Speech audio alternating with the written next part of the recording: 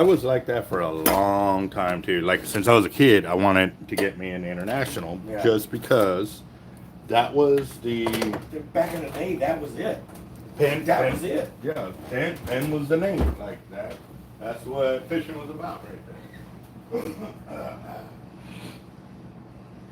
And then when you finally got there, there's all these other companies. You know, Dyna's been around a long time and stuff like that. Which Shimano's getting into it now, and Yeah. oh, what's that other one? Akuma? Akuma. Yes, sir. They have some nice ones, but I was just talking to a guy over Rory's about that one. The Akuma, was it Makira? Yeah, Makira. Yes, sir. And he was saying the drag system on that isn't like it is on the other ones. He said when you set it and everything, and those waves start coming in, he says your head go click, click, click. Yeah, so you have to adjust it a little bit. But here's the thing. The way the adjustment is, he said it doesn't seem to hold that well when you have it sit there for the strike or whatever. Yeah. Yeah. He said he said it works good, but it's not like the Abbott's and the Internationals and all the other ones. And you're talking about the Makira, correct? Yeah, yes. Yeah. Okay. Yeah, we were discussing that about the ramp on those.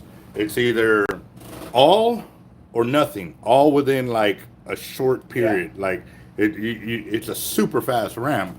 And again, this was a brand new reel, straight out of the box. Like it wasn't, didn't have really the excuse.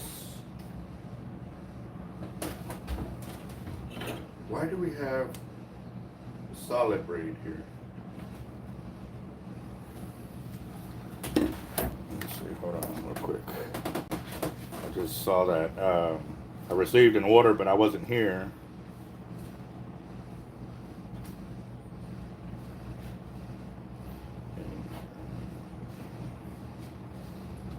Oh, his damn, what was it, the 80 or the 130 when it sliced him? The 80. Yeah. Okay, I missed that. What was that? Fucking his 80, that same day that you spooled him? Yeah. We're at the gun store messing with him. I went and clipped the drag off. Right. Free spool. Sliced my finger over. Caught me right here. That rail? Oh, on the glide plate? Yeah. Uh-huh. And it had a sharp edge, and it just... I gotta go get a file. Like son of a... Or emery cloth. Sliced me open pretty good, too. Wow. Polish that off. Well, that is some, stuff, and that's what I was kind of pointing out to, when I'm going through them, like really going through them, when I finally get them in my hand, you'll see me like touching things, and it's because I'm looking for those sharp edges. Yeah. And yeah, on those right there, that's another one right there. But like this was real smooth. You got kind of a little lip here, but it ain't. The other one right there on that start, yeah, it had a nice little. Nice. You can feel it. It's regular sharp. Wow. I looked at it and I was like, did it? And I pulled my finger and I was like, dude, it just sliced What's me. bad is when I got home with those two reels. First thing he does, he didn't ask to see me. He asked how my day went. Where's the reels? Where's the reels? I went to the driver's door and said, where's the reels? Well, priorities, That's some friend. It's like, we had a buddy of ours that was a big drinker. Mm-hmm. And I went fishing with him one time. And as soon as we pull up, he's parked in the shade, blocking me from getting to the river.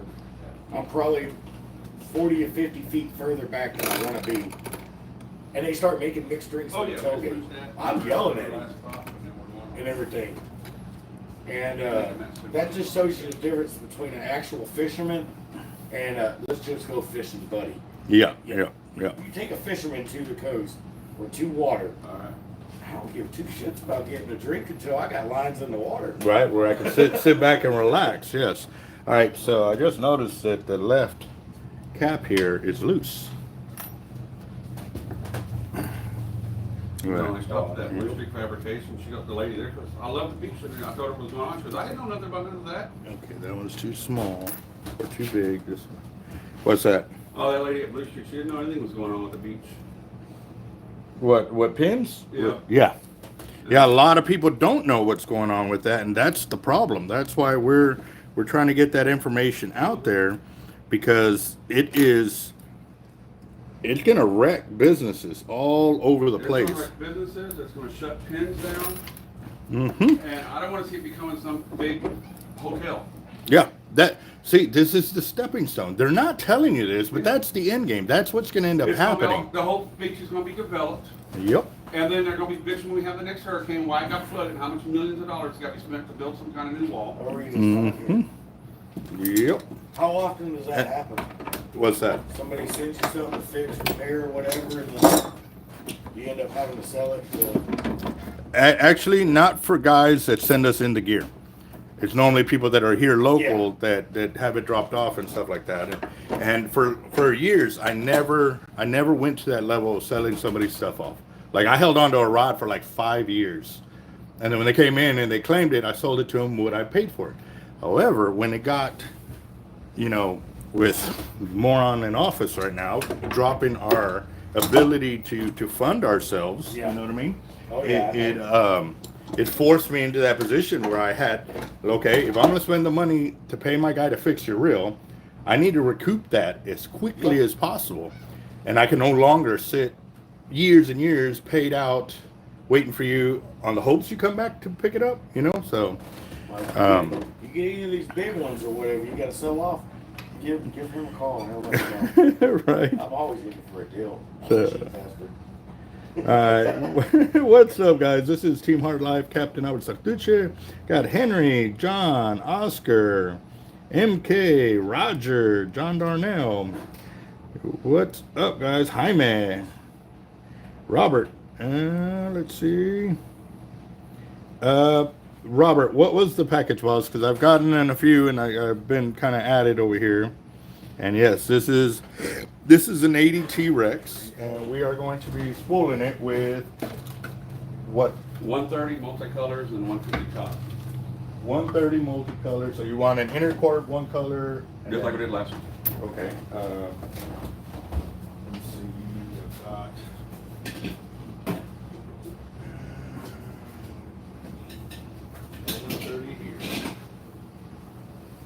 I just wanted to see my new inventory, see if we had any 130 in there.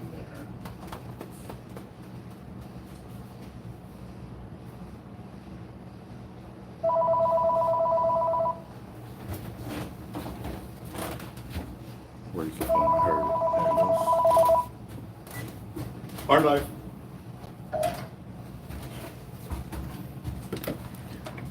This is him.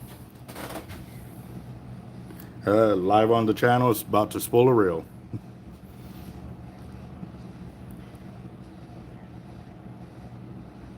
What's this concerning, boss?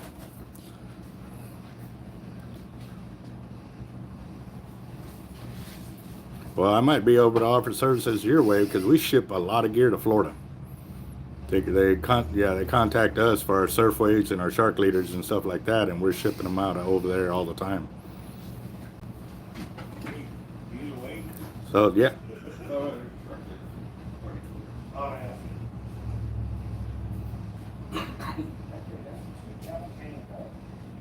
Well, definitely we can talk. What is your number, and I'll call you back after I'm done with my live feed here. And I got guys in Florida right now on the channel watching, so if you want to check it out, it's Team Hard Life on YouTube. And what's the number?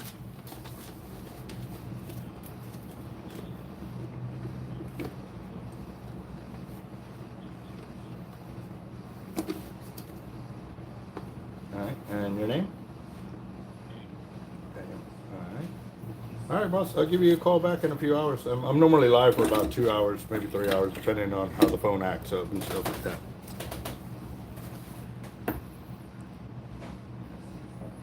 that. Yeah. Roger that. You have it on. All right, cool. A distributor out of Florida. So that would be nice. All right, I've got orange 130. I've also got.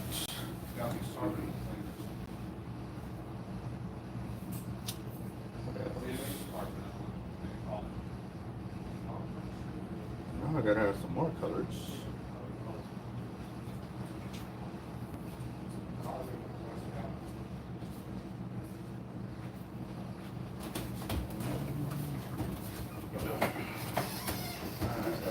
the candy store. Right.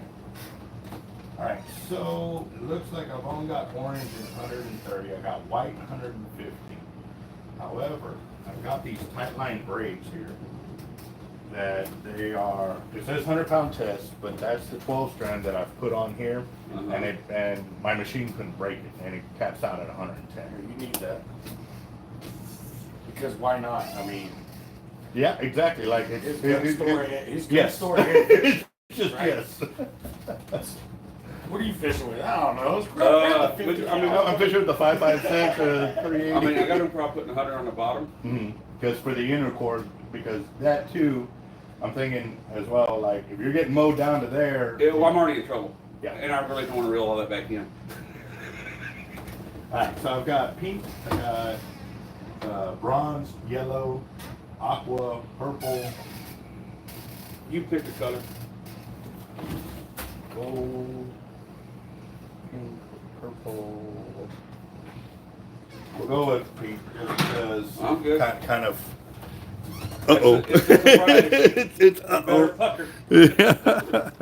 All right, guys. So this is the 12 strand of the master braid in 100-pound test, and I'm gonna do the inner core with. We're gonna put 500 yards of this color. Actually, we'll do 200 yards. That way you get a bigger 130-pound backing. Yes, Okay. sir. Yeah. All right. Let's see. Boat up. Oh, Jacob in here? Hey, what's up, brother? How you doing?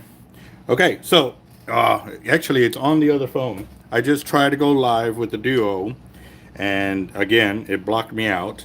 So what I am doing is I am screenshotted every time I do that, and then I did get an email back from them saying that they are working on it. They're trying to figure out the root of the problem as to why it's doing that. But I also brought up about the notifications, why people aren't getting notified. And even worse, to this day, I am still finding messages on the YouTube channel that have been there for 2 years that I never saw. And I know I never saw them because I didn't put a thumbs up.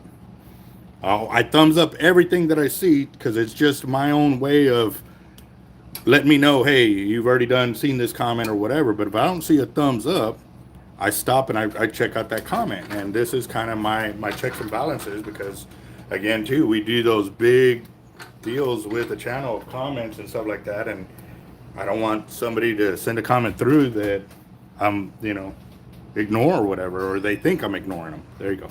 So, what's up, Key Lime? Let's see. Oh man, y'all ought to see the flat, or I mean, they're telling me it's a flathead. I don't know if it's a flathead because it looked really gray, but I just because of the way the tail is, I'm kind of leaning towards it. But it was a 44-inch that I got. So I got a new PB for catfish. Obviously that I want to be certain, so I'm sending the picture out to a lot of people, and I'm trying to be certain of what it is before I'm like gloating about it, kind of deal, So are you good at types of catfish and stuff? Yeah. Let me. Yeah, I wonder if it's on that camera. No, it's not. It's on the other.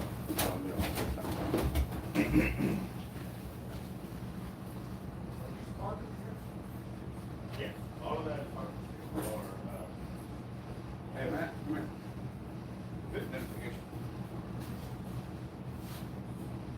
What's up? You know how much these are worth?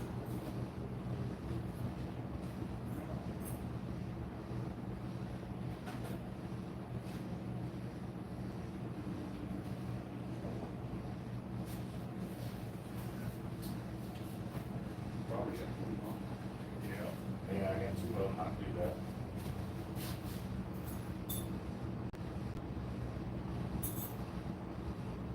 Oh. Yes. Yellow cat flathead, whatever you call it. You got a yellow cat flathead. The tail is rounded, doesn't come to a V. So what? The tail on a regular catfish, it's kind of like a bass, it comes to a V when you close it. On a yellow, it stays round. When you look at the tail fin. You can see how that doesn't really, it's not in the shape of a V, it's more of a thing. Oh, you're talking about V like this? Yeah. Okay, okay. Yeah. That has got the extra fin. What do you mean extra fin? Regular catfish only has the barbs coming out the side, Yeah. the bridge fin and the tail fin. They don't have the extra fins. Oh, like this Uh-huh. one fin, the Yep. secondary fin. Okay. You know what these ones are rated at? What, the cable or the hook? Cable? 600 pound. Yeah. All right. So, I guess I could give y'all a little sneak peek. You see. That's the tail section. And yes, the whole fish is there, but I'm not going to show you. Y'all going to have to watch the video. Sorry, guys. Sorry, I'm teasing y'all just a little bit. All right, Zach, you're about to start work, and I am... Where am I at here? Why did it do that? Oh, that's what it did. Okay, excuse me. Yeah, we are here, guys. I had an excellent weekend with a bunch of veterans this weekend, guys. It was pretty awesome. I will be doing some video.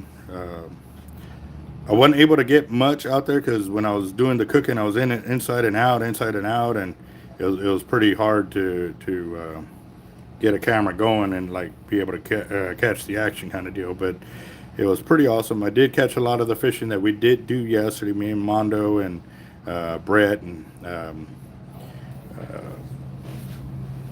oh man, I feel like crap right now. That I can see him. I can see his face. Mace was there with us. So yeah.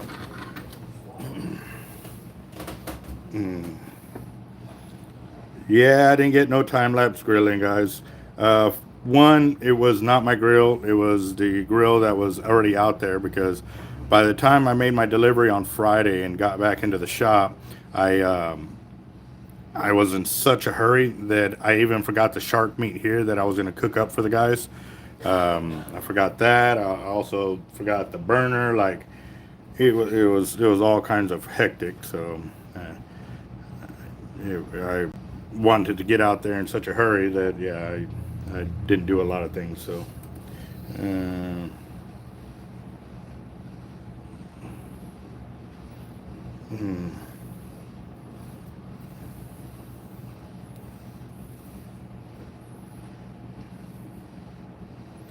See, MK making some educated guesses right there for sure. So, yeah, I want to kind of tease y'all just a little bit, but I do have to admit it is my personal best for the flathead right there. So, which is pretty awesome.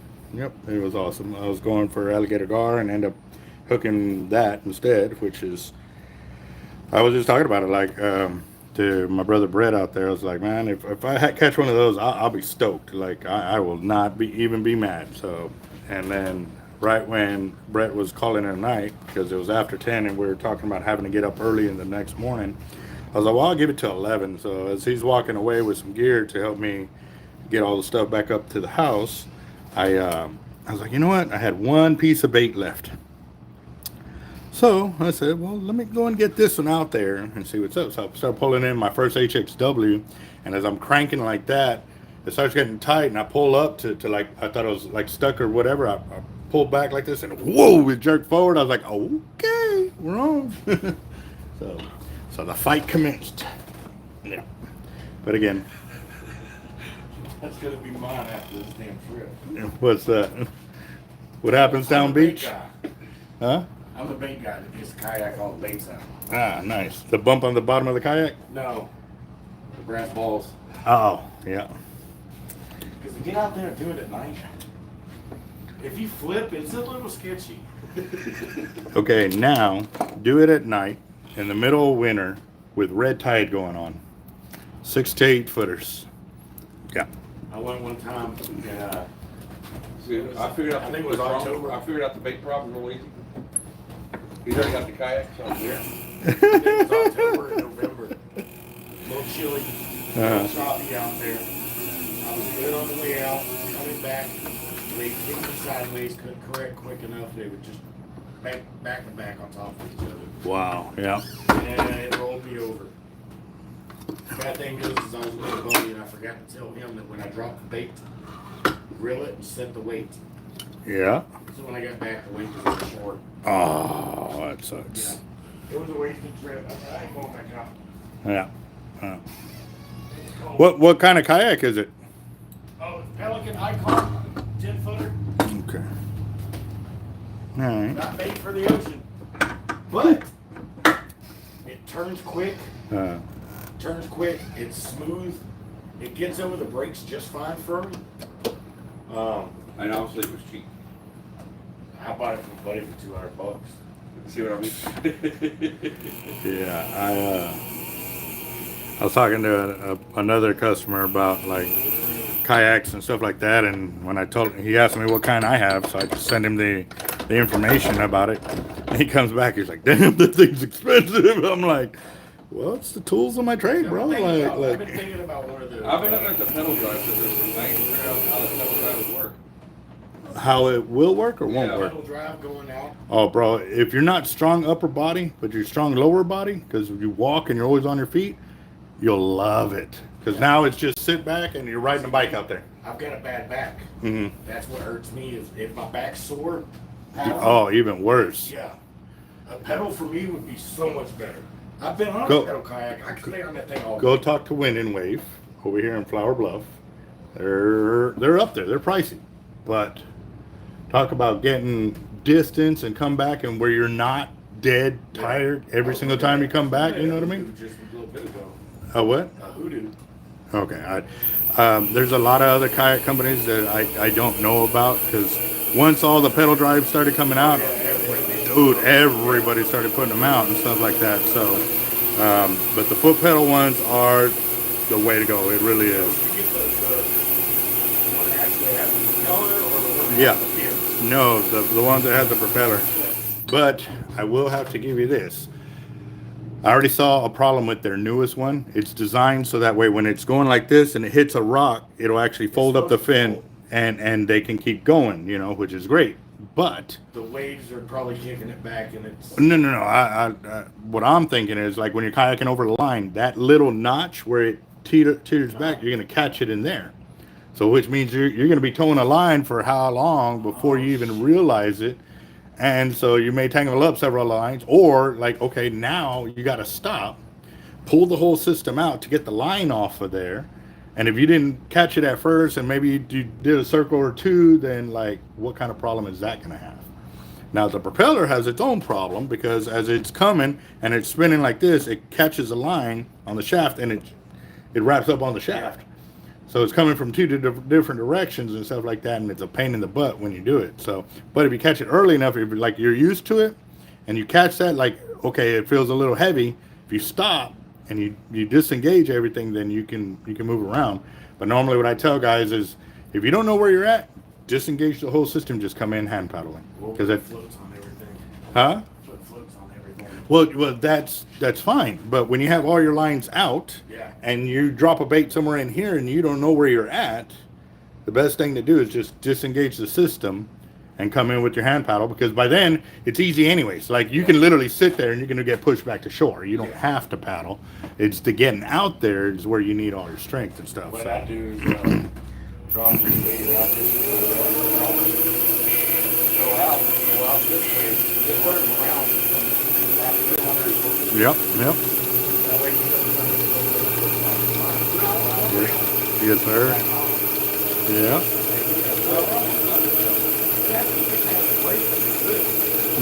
Well, to an extent, man. I've been out there where even when you got past the brakes of the waves are so big, I still got. No, that they were that big. I was out 600 yards past the end of the pier of Caldwell, and they used a telephoto lens. And they got me coming up over the wave, and you know the wave. It was 3 waves, and I was up on the second one. I'd already passed the first one, and I was up on the second one. And the waves are like this, and I'm about like this. Yeah. Yeah, I've been out there with it. Yeah, 4 or 5,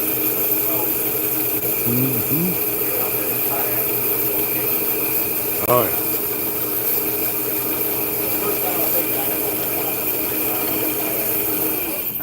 6-foot swells Mm. at the end of the pier. And over there, the pier we used to go out on is Patchy Pier. What was it called? Apache Pier. What part of North Carolina was that? Just north of Myrtle. I forgot the actual town's name. Oh, okay. Yeah. It's So the longest pier on the eastern seaboard. oh wow. It makes Caldwell and Bob Hall and all that look. Yeah. It made them look like boat docks. I mean, this thing is massive. Halfway down it, there's a big concession stand. Dang. That's what I'm talking about. Massive. There's a great white that comes in about 600 yards away from that pier. Oh what? Great white. Uh. They got her tagged, so every time she surfaces, Yeah. you can go up onto the website and you can see where else she surfaced. Right. She comes up about 600 yards from that pier. That is You see awesome. how the splice is done now? Yeah. I watched him on the video. Yeah, but now you see the real person. I was in a real person the last time. I knew he was gonna catch that one.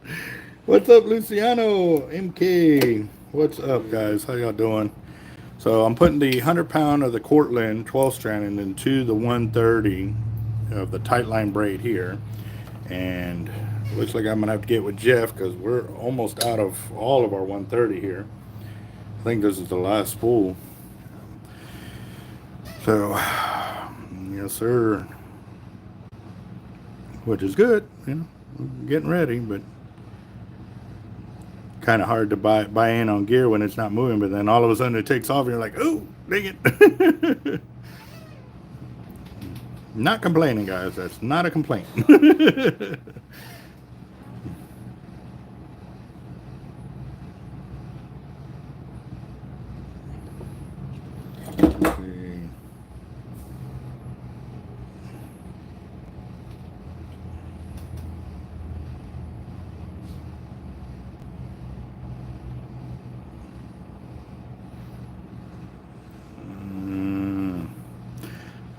I'm seeing y'all are commenting on there, but this braid was being a little bit of the pain. It wasn't going on, so I had to kind of focus on that. So, I was going to show him the splice, but okay.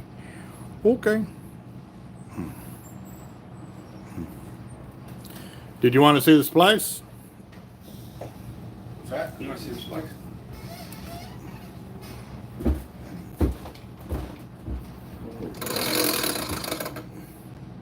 You can't even hardly tell it. Yeah. You can't even hardly tell it. Mm-hmm. Yes, sir. So here we go. We got the orange and the pink. He loves pink too. He's a little girly girl. Real men can wear pink, bro. You know, they say about iPhones. Now I can't vouch nothing for iPhone. I'm a droid. Oh yeah, I did hear that one. Yeah. Sent Rosie a message and said, "Hey, you're about halfway there."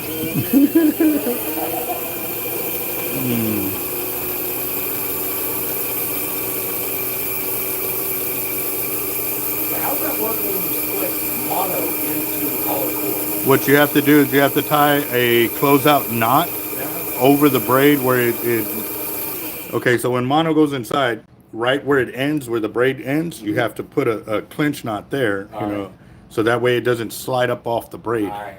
So, That's what I didn't know. yeah. The best way to learn how to do one of those, I mean, I've got a video on it in my channel, but I went to a bow hunting channel, and it was because Shark.Eric, he was telling me of where to go to learn about it, and he sent me to a YouTube or a bow hunting deal where they did the closeouts on bows or finish knot or something like that, and that's where I learned how to do it. Yeah. Hi man, what's up, boss? How y'all doing?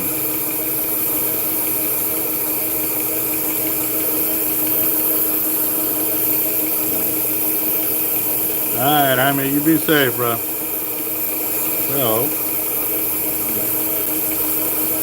later on today, I gotta also fillet up my fish. Ooh, that's what I forgot to get, another bag of ice.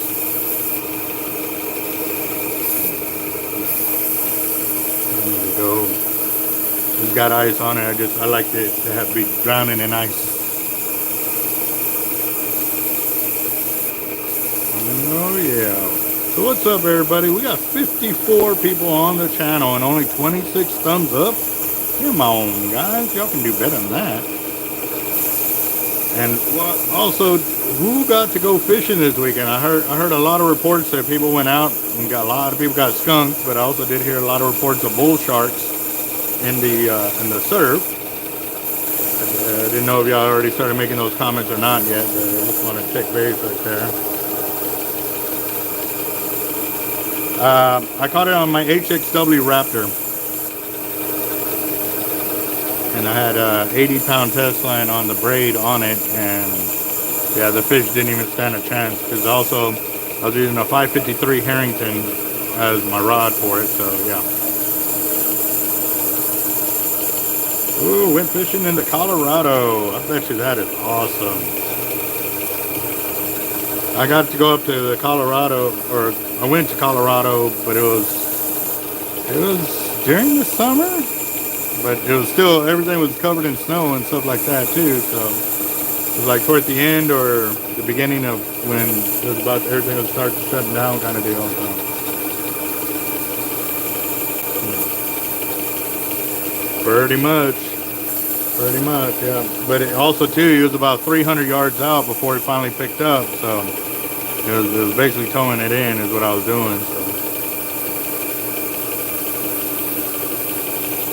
Raging, I'm assuming you were doing fly fishing when you were up there fishing the Colorado?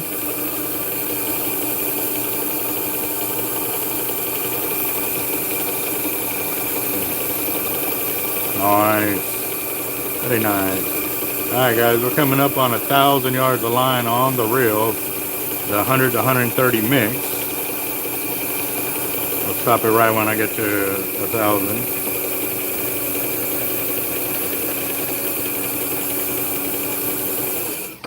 A little bit more. Alright, we're at 1,000 yards and he's got about 3/4 of an inch of spool exposure. So yeah, that's still a lot of line about to go.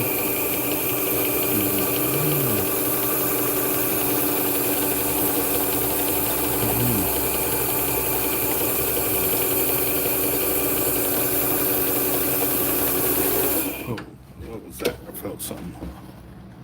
Put that on the reel. We just back the wrecker up and right.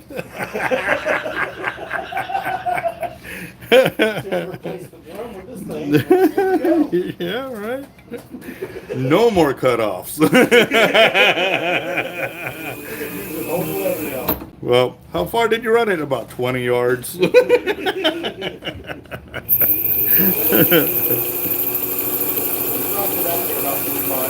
Right. Well, I mean, the weight of that line, once you start pulling it out.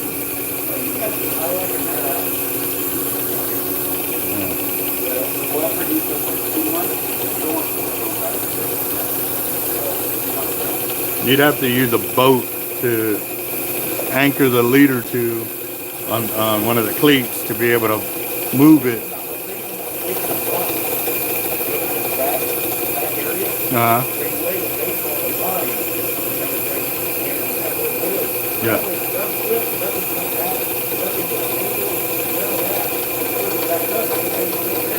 Nice. Right. Well, you're going to have to ensure that the weight, when you put it in there, is kind of anchored in.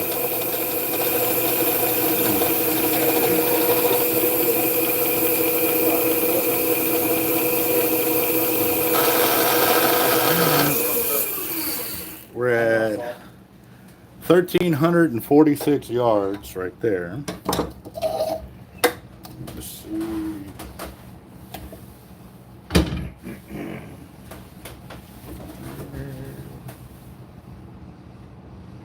Oh, excuse me.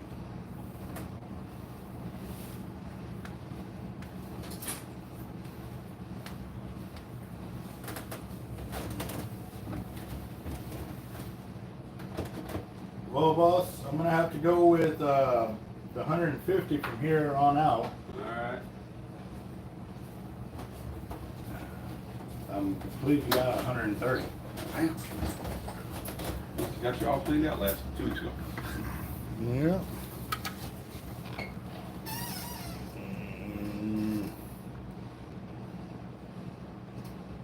That might be enough to fill you up. Let's see. All right.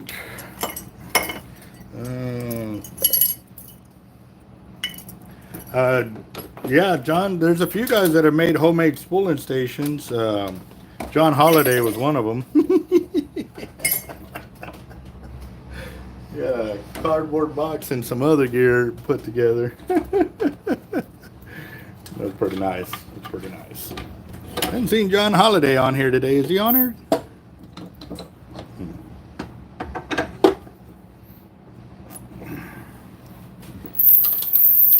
Fished Teton River in Idaho a month ago and caught a ton of browns and a 22-inch cut bow. Nice. All right, guys. Well, welcome to the channel. I see a lot of new names and comments on here, which is awesome. We really do appreciate y'all chiming into the lives and stuff like that.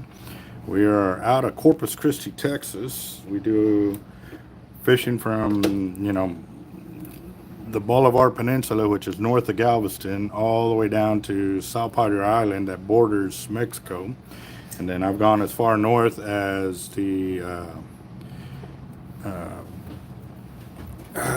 what river is that? Up by Dallas. The, I'm in brain dead right now.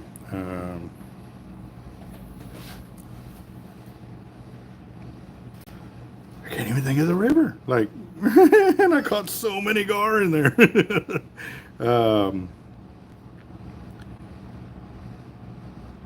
What river is that? Colorado? No, that's Boston. It's north of or in the Dallas area, just north of Dallas. Red River? No. No, Trinity's the border. Trinity. Yes, it is the Trinity River. Yes, sir. Yep. Yeah, we. That river's fun to fish up there where cartilage in the winter. I mean, springtime. Shoot. Well, seeing the crazy, and I was talking to my brothers this weekend about the fishing and how alligator gar here in Mathis, they eat differently. They eat completely different than they do on the river. Like on the river, they're there to eat. Like you can set the hook within seconds of them picking it up, and you pretty much got to hook up. I mean, now occasionally you miss one or two, but for the most part, I hooked every single gar that I had pick up my bait. But over here in Mathis, we're reeling in or we're trying to hook up, and we'll miss 9 out of 10 of them. Like it's crazy. And I let them eat. I let them eat, and huh? Get you some heavy wool towel or a long fiber towel. Huh. Cut your strip and put that on the end of it. You won't miss them. Well, see that I wanted to see. I know that they were saying when you put like some kind of catch like that, isn't that considered noose fishing or no? No, all you're doing is you're just making a runner. And they bite on the towel because they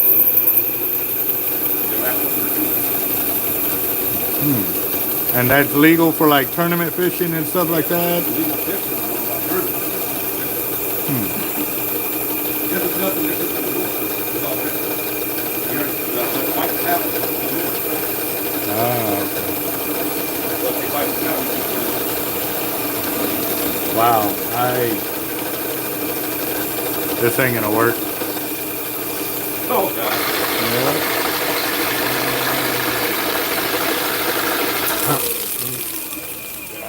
Getting out. Yeah. I'm taking every flavor he's got today. Pretty much. I wouldn't say that too well. It just sounds wrong. They could always play with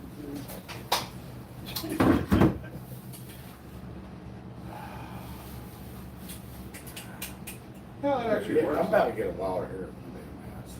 This place is about to get expensive, ain't it? Yeah, I'm looking at that EWX, that 3 speed. Well, boss, what we can do, so I can still put the 150 on top and the pink on top of that. How far up on the spool are we going on this thing? To where it's safe for a newbie. Okay, on the last one, did we go flush of the spool or underneath the We spool? were underneath the spool. We were right there. We didn't fill it up this way. Because like I said, give the newbie a chance. Then we'll come back. I had and about get an it. Okay. 8 inch or so. Okay, so that would be to that bevel right there. Yeah. What we could do is put that some more 100 on there. I'll pull it up so I can fill it where you want it. Then I can pull it off, pull the top shot off, pull the other one off, and put it, and reverse it and put it right above the pink line, Yeah. and then put everything back on. Yeah, we'll do So that. that way the 100 would be on. Yeah, on the bottom. Yeah. And then that'll give you what, 150 or 200? What's the pink? Pink was what, 150? We had 200 yards of that. So what I can do is do a different color. Yeah. That way it'd probably be 300 to 400 right there. So we got a cushion right there too. So. Now the problem's gonna be remembering all this while we're on water. Put it in your phone as your notes.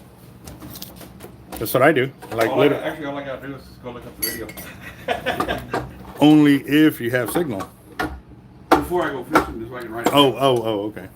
Well, I mean, I could write it down here too. So, all right. Well, let's do What's this. getting me is I got a $4,000 check sitting in the truck. There's a bank down the street. Problem solved.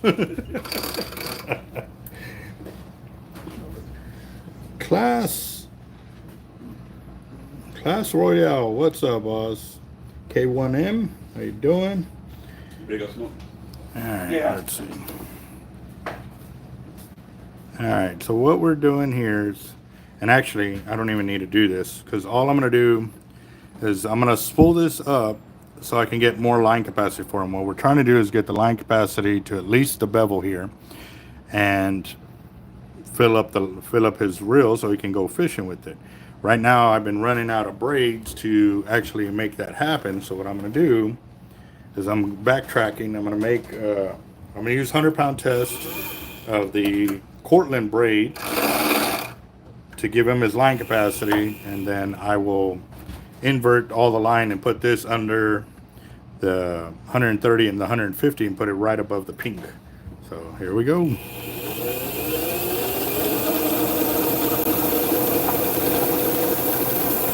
Yeah, no, I didn't do the boxing first. I'm spooling this because they're on their lunch break, so I got to kind of hurry to get them out. Once I get this sorted, then I will go and unbox the stuff that I got in there. Got a few items to get going.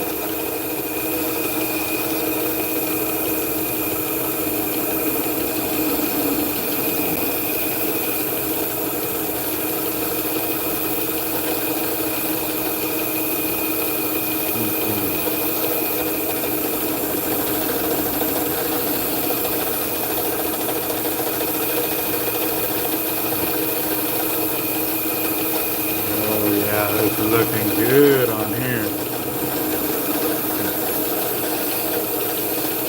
Okay, K1M, I am not understanding what that is. I wish it could automatically translate it for me, but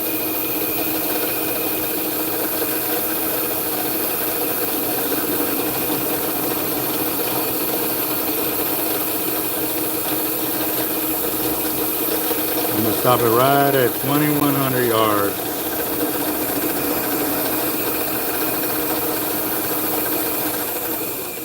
There you go. So we got 2,100 yards of line. I'm going to cut this. Now, here comes the fun part where I'm gonna strip the lines off. So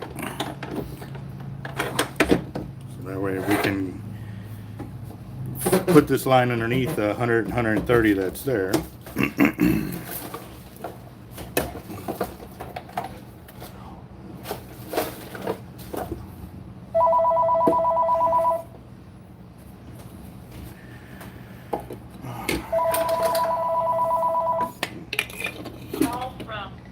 Hard life. Hard life. What's this concerning?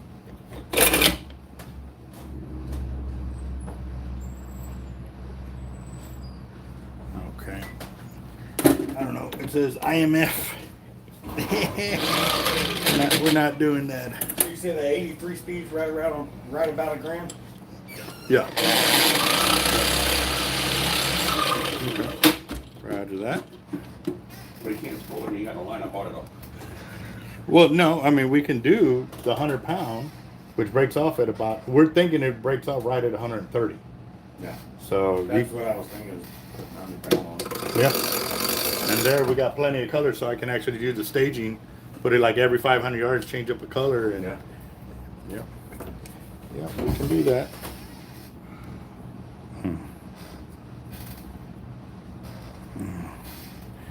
Beautiful. Oh, you're talking about 12. What? For your line? For the line on? No, for your line on it, you know, really, probably close to 12. And then another 2 for your line. 0.21 times 2,000. That would give you, because we're at 2,000 yards on this one, so I'll say right there. Ooh, that gave me some goosebumps right there.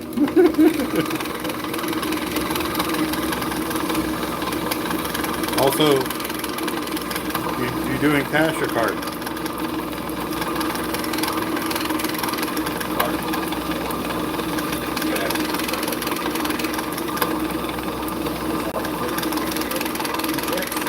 Huh? I have no way to check them.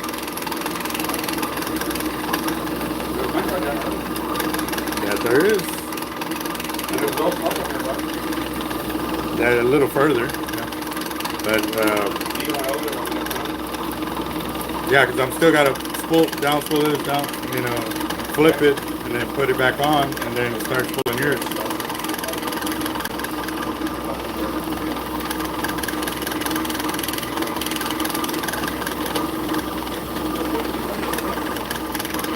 Alright, so what we're doing, guys, if y'all can't see, is I'm down spooling the top shot because I'm going to put this underneath. It's two other colors here. And this is also going to give him some good ways to double check his line capacity when he's out there kayaking, 1, and 2, if he hooks up a monster fish, he'll be able to know where he's at within the fight. So that has always been one of the biggest troubles and problems of us while we're out there. It's always guessing where we're at, because normally we like to run one color line all the way through because we didn't want nuts. But it was because we were also using solid braid. Now we're using hollow core braid, so now we can do this. Like, we can change up the different colors and say, hey man, I want one every 500 yards. So as you're down spooling or splicing, you can actually play in the game, you know, and it's really awesome when you can do that. So now I'm gonna down spool the next 2 colors onto this one. And then I'll spool it all back on the way we want it.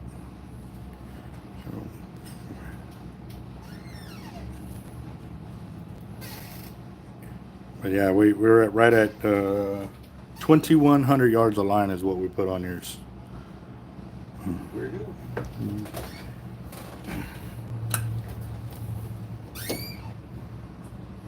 Let's cut on something else. Okay.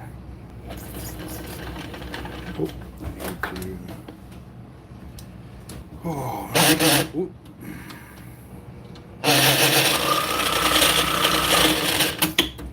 Let's see.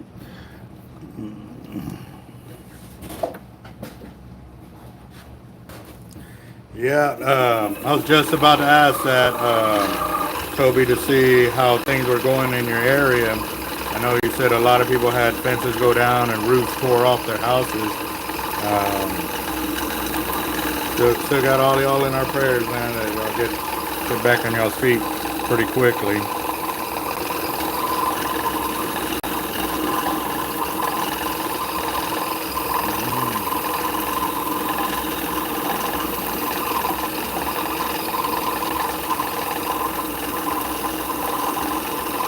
Hey Toby, did you use the translator to see what he was saying? I know that there's times when it'll translate it for you automatically and you can translate it back, but over here on the live feed, I'm not seeing that. Like it didn't show me that at all. So,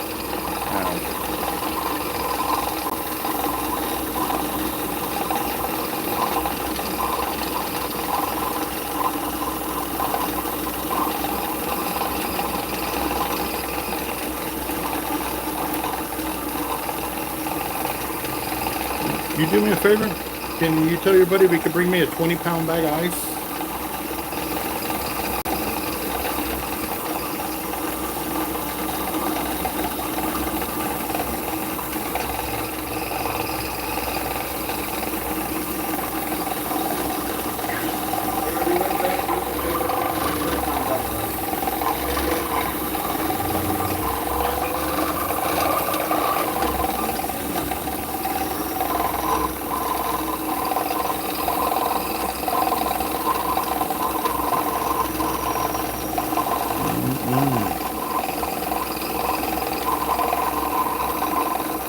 Oh, okay, Toby. Thank you. Awesome.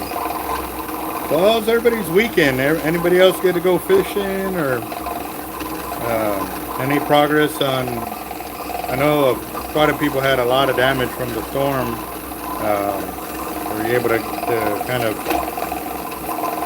get it all safely done and stuff like that?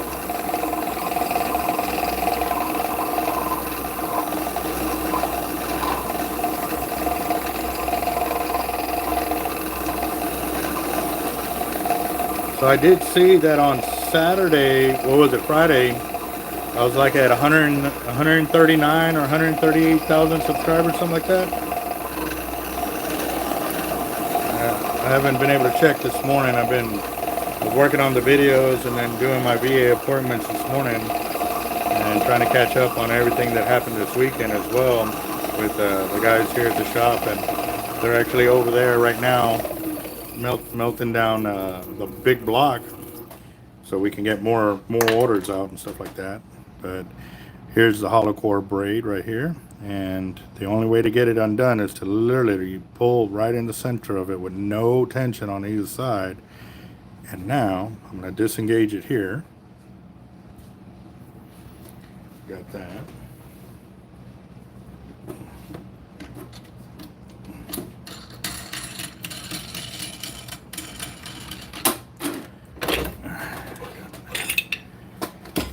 All right, give me a second, guys. I need to get a handle cranking up on it.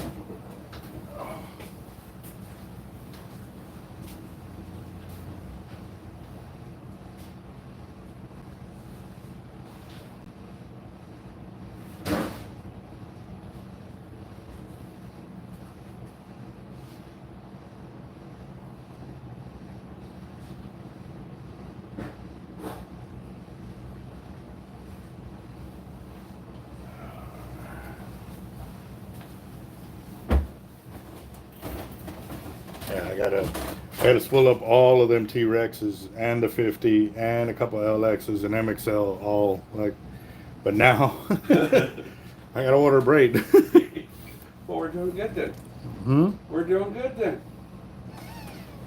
Business is good if you're busy. Amen. Amen. Yes, sir.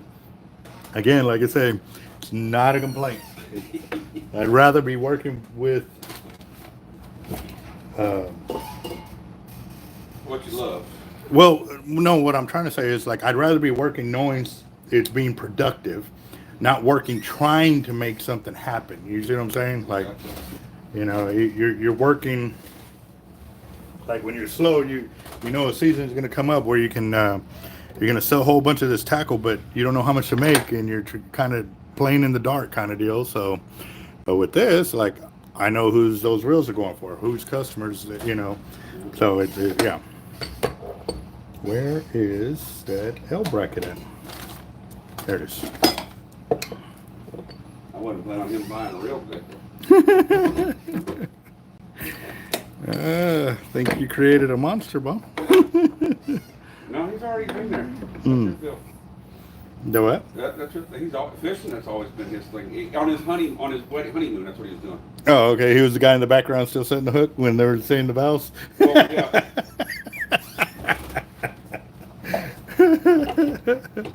Yeah, I see that picture of happiest day of my life, and it's the guy in the background setting the hook. That's it. That's pretty awesome. We stopped at Roy's, and he looked around there, and I brought him over, and he's like, "Ooh, I want this, I want that, I want this." There we go. It was the interaction with you that sold it. See, and then that's what I tell people. It's not what I can sell you on. It's the knowledge I can help you out with that's going to improve your fishing, you know? So. Mm-hmm. Well, after you know all this, and I got one more important question. Setting a free drag. I can show you how to do it. That way, when you get it all harnessed up and everything, then you can start testing it yourself, find out what you're going to want. Yeah. Because I can set it here, but I'm going to set it for me. And that may be more than what you're ready for, or less. You may say, hey, man, that's light. That's too light for me. Like, I want more. Oh, cool. But I'll show you how to do it. And what it is right here on the free spool, Yeah. when you push it all the way down, that knob is what controls your drag. Yeah. So you righty, tighty, lefty, loosey. You go up, you add drag. You go down, you do less drag. You ever Now, set it with the scale, or you just set it by feel? I set it by feel. Yep. I've never had a scale in my whole fishing deal to set it, because as I have also gotten into it where I did, I just learned to gauge it by feel. I mean, nobody on the piers ever had, you know, a scale other than to weigh a fish Yeah. for us to actually scale it, you know. So,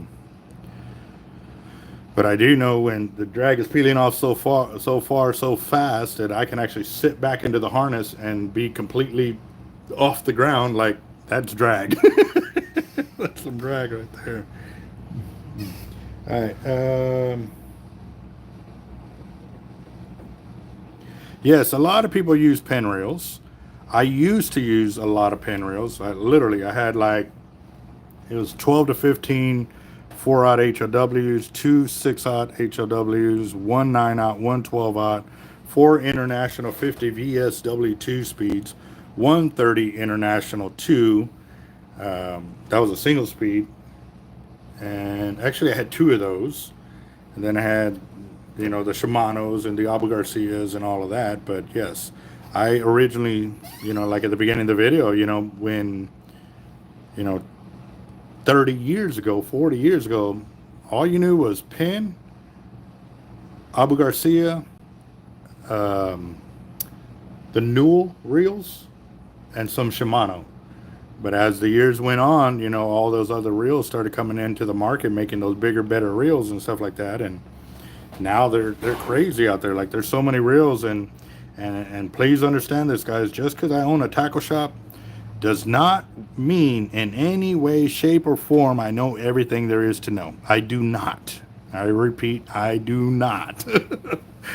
But I will do my best to learn, like, you know, to an extent. Like, I'm not going to go and sit there and try to remember reels and the capacities for reels that only come into our shop one time a year, you know. If it's stuff like this, then yes, by all means, I'm going to remember that, because I'm spooling, you know, 80 to 100 of these per year. So, yes. All right. Oh, ow. There we go.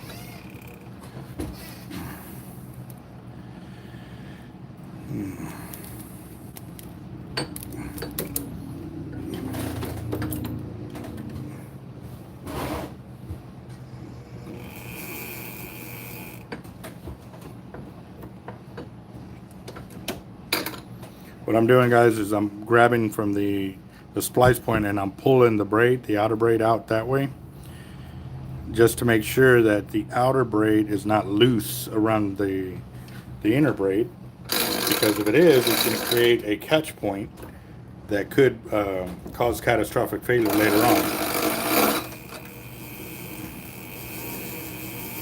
All right. There we go.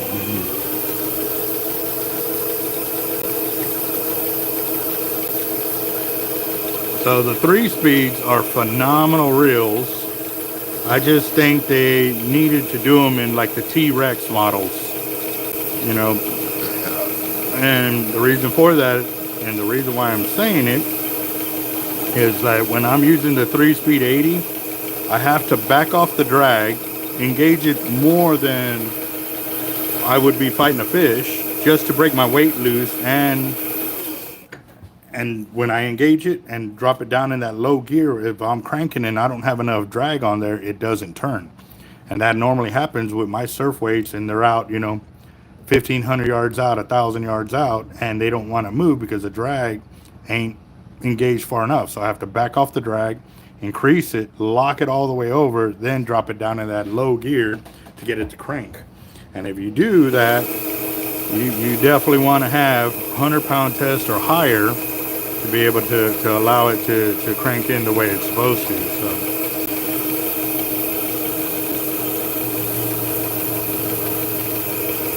this is looking pretty.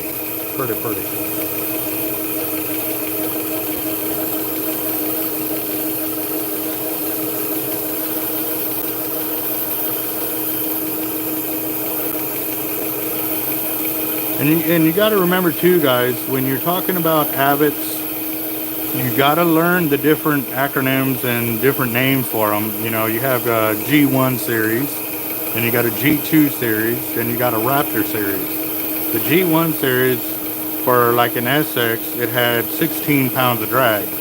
Then they came out with the G2, which increased it to 21 pounds of drag. And then you got the Raptor at 26 pounds of drag. So with all of those different reels, and that's 3 of them of that same size of reel, they all have different applications for fishing.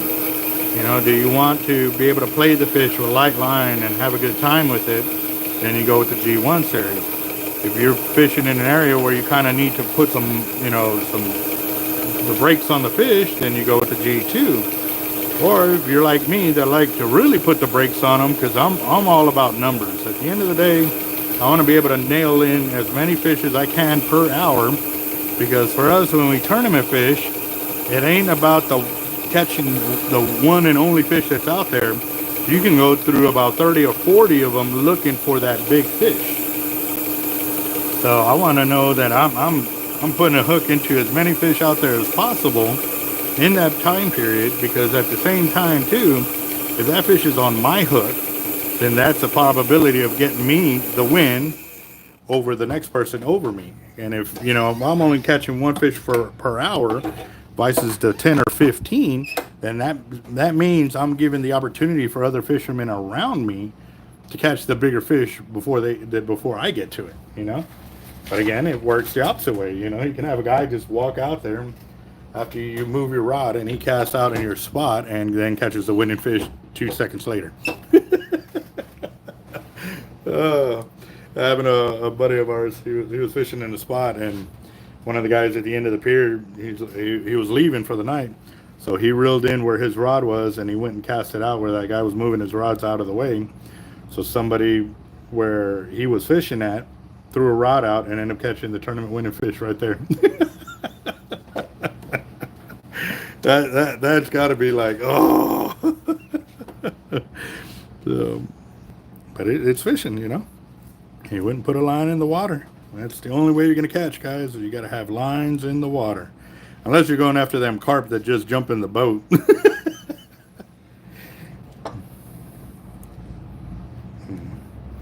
Yes, sir. All right. So now, you saw the orange line or the pink line that was in the bottom. That's 200 yards of that. And then I've added this aqua line on here. And I'm going to reset the line counter because I forgot how much line it was. I know it's 2,100 yards total with all the 4 different colors of line, but now I'm going to go ahead and put the line counter, reset it for these top 2 colors, and then I can subtract it, and I'll know exactly how much line I have on there. So, or of the aqua. I totally forgot to do that at the very end. Well, I saw the finish amount was 2,100, but I did not keep track of when it started on and added on to the line. But I'll figure that out right now.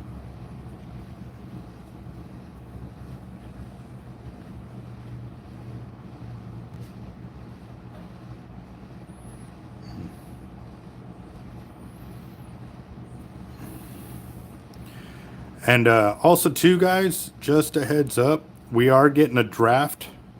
Well, I got the draft, but I had a thought on it, so I sent it back to them to get their approval to see if what I was asking for them to put on the draft, and what that suggestion was. Like, they're asking the questions like, why all of a sudden are these changes trying to come to the park, and why are they trying to kill a program that is been growing. Like, I can understand if it was like costing so much money and nobody was helping out and it was just a problem, then I can understand them trying to kill the total program. But it's not. It's the direct opposite. It becomes extremely successful, but it's still not a viable step to take if there's not enough nests to encompass no more human help. You know what I mean? So I read somewhere the scientific number would be 10,000 nests are needed in order for that species to survive on its own without any more human help or assistance. And right now they're only getting like 300. Yeah, they're way off that number.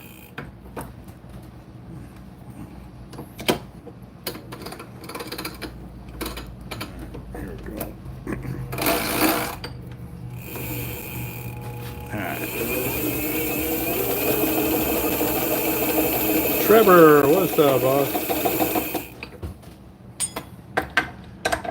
John, I couldn't agree with you more, boss. Like I said, I grew up fishing the pin reels, Pin International reels, Shimano's, Newell's, Blue reels, Abu Garcia's, Newell's. I've played with the Duals, the Finnors, the Everalls, Accurates, and to me, they just feel so much nicer when it comes down to certain things. But also, too, the biggest catch for me is the price. And the price that they are in comparison to other reels on the market in that same deal, I feel they have the best bang for my buck. So that's why I kind of stick with them on that, too. So. And I honestly feel, guys, that, like I said, ooh, did I let that video go live? I bet I didn't. Hold on, let me check something real quick. I bet I did not. I'll make it go videos. No, I didn't.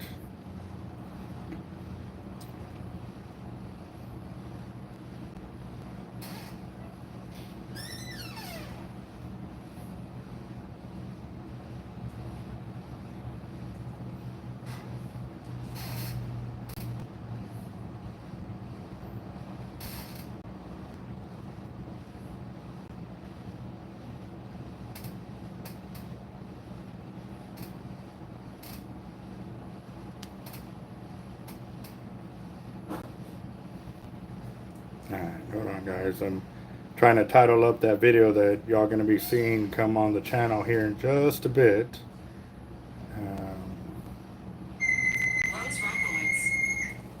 Yes, ma'am. Same thing I didn't want to talk to last time.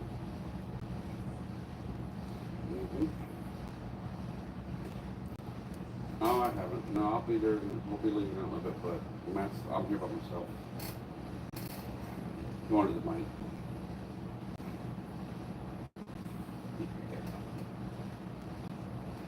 I'll tell you when we leave. We're buying half the store out. Yep. Yep. All right. Love you. Bye.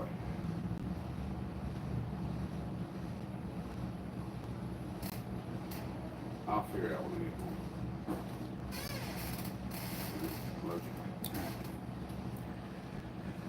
Cool deal. Okay, so I got a edited video going out at 4 o'clock today, guys. So Just a heads up on that. It's more information about the turtle program and just food for thought, at the end of the day, because I know I have a lot of haters that will be living in their feelings instead of looking at the end game. The end game is I'm trying to fight for our rights, ours, mine, yours, whether I like you, don't like you, whatever. Dude, I just want us all to be able to enjoy the beach. That's the end game, guys. So for the time being, put away the petty differences and be united on this cause, because at the end of the day, those 50 extra people or whatever that could have helped could have turned into 1,000 extra people, because they know a lot of people too. So it's just stuff to look at, guys. And I want my kids to enjoy that beach just like everybody else. Jaden, what's up, boss? How you doing?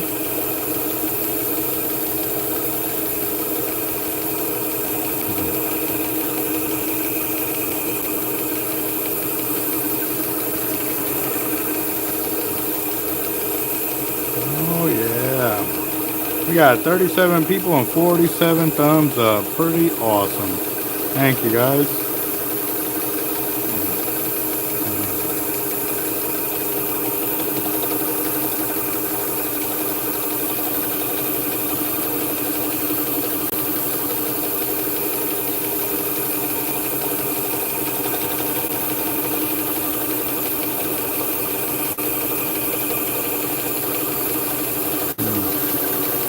Well, that was a lot of the stuff that goes on here too. Like a lot of the guys are all, you ain't a pin guy, you ain't that, you ain't this, you ain't that. I'm like, bro, at the end of the day, I don't care what reel it is, as long as it's the best bang for my buck and it does everything I need it to do. You ain't gonna sway me by just saying, it don't look right, I needed to catch fish. I needed to do it to where I'm not tired or getting wore out from fighting the fish, and hold the line capacity that I'm looking for,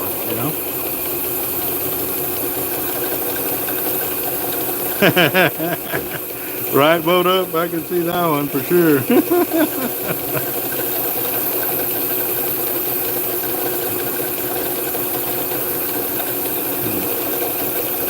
Sure.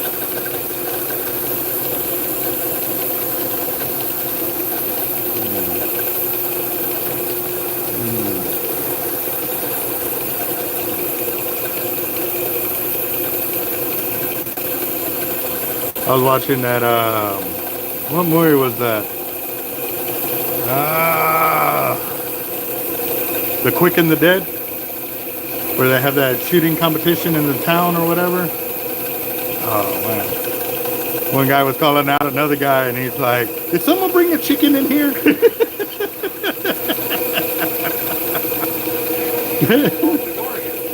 What?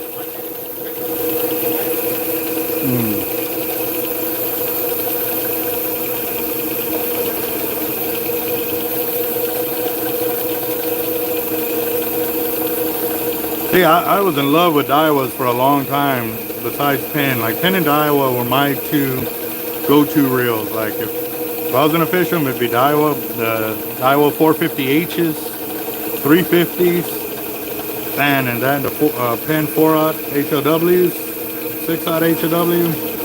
Those things just, they cast. The ergonomics of the way they're built was awesome.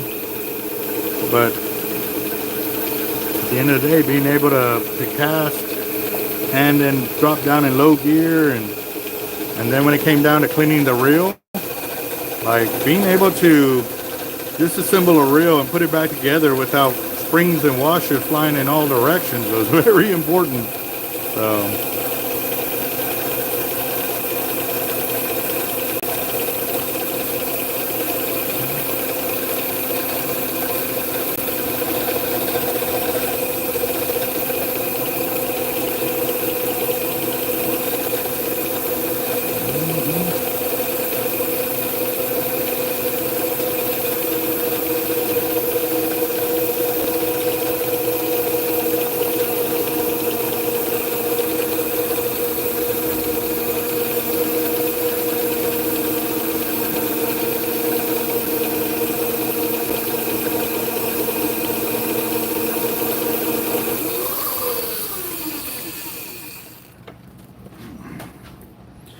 Thank you, Tony. Yes, sir. Yes, this is one of the reels that they can use for catching tuna, but they're going to be using it for shark fishing here on the beach. All right, so it's 1,359 yards between the 130 and the 150. So you'd put 200 on that, it'll be 1,559 minus 2,100 will be clear. Oh, clear. 100 minus 541 yards. There we go. All right, guys. So what I was talking about, when I added the third color or the fourth color onto the spool of the 100-pound test, I forgot to check the line capacity on or where I was at, and because of that, I had to figure out how much of the 150 and 130 was on there, because I already know there was 2,100 yards of line on the reel total. Once I stripped down, you know, the aqua line, the 130 in white and the orange, or the 150 in white and 130 in orange, I was able to figure out how much of that aqua line we put on there in the 100-pound Cortland 12 strand, which is the 500 and something yards I just stated. So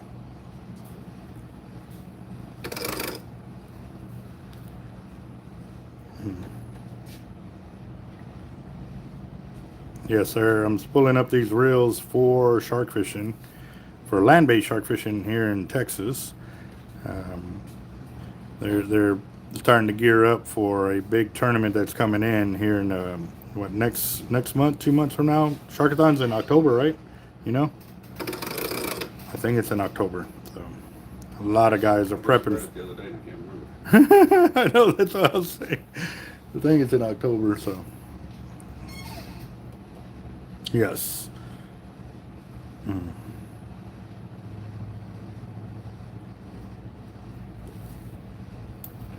John, you are exactly right, boss. You know, at the end of the day, you know,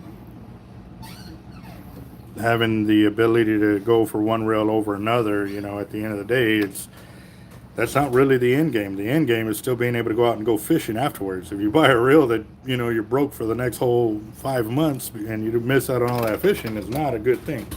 So, yeah, find what you can afford and to keep you back into the fishing game is definitely important. So, all right, so I'm going to pull this off because we're going to spool up a 3-speed 80 as well. Give me just a second, guys. Let me get this off of here.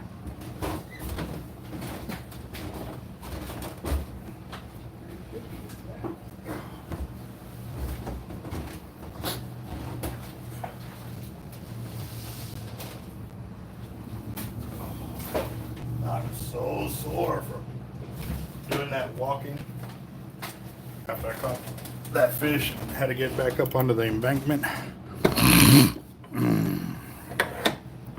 Yeah. So this is going to be his 83 speed right here that we're going to be spooling up, and I'm going to be setting it up with the 100-pound in the Cortland, so you can get some line capacity on here. But since it is the 12 strand, it will still be able to handle what this reel throws at him. So for sure. Yes, sir. Very, very pretty. Very pretty.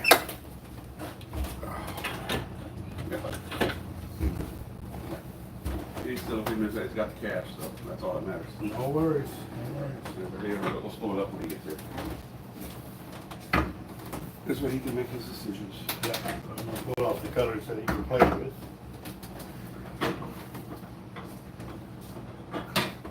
Yeah, I guess I can pay for my stuff. Right? Yeah, I'll get you squared away. Like we got plenty of 100. All right, guys, I'm going to check him out real quick. Give me just a second.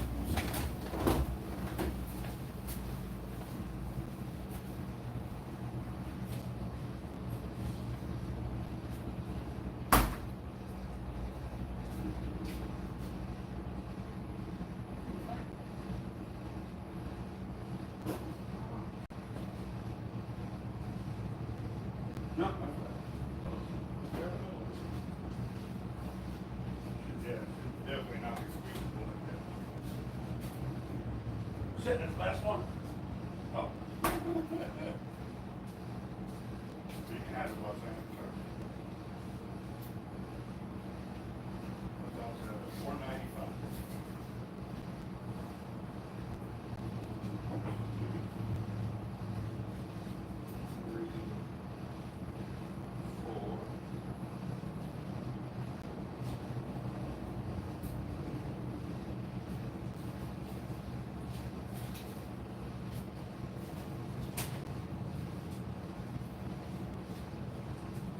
Cash is keeping.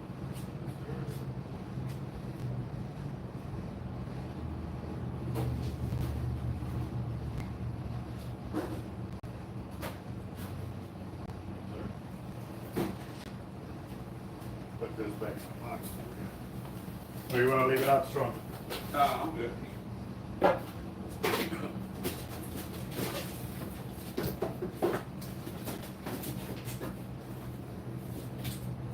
Yep, definitely flat. Still good. I actually like mine. Not everybody likes it. By the time I finish them, they're all flat anyway. Do it? By the time I finish it, they're all flat anyway. Oh, okay. There you go. All right, so we're waiting for his buddy to get back. Oh yeah, we got plenty of 180, 65 and all of that, but we got hit pretty good with the 130. I've got 3 T-Rex 80s to fill up for Dusty and Toby, plus a 50 to fill up. Toby's got his own line, so I'll be able to work on that as well today.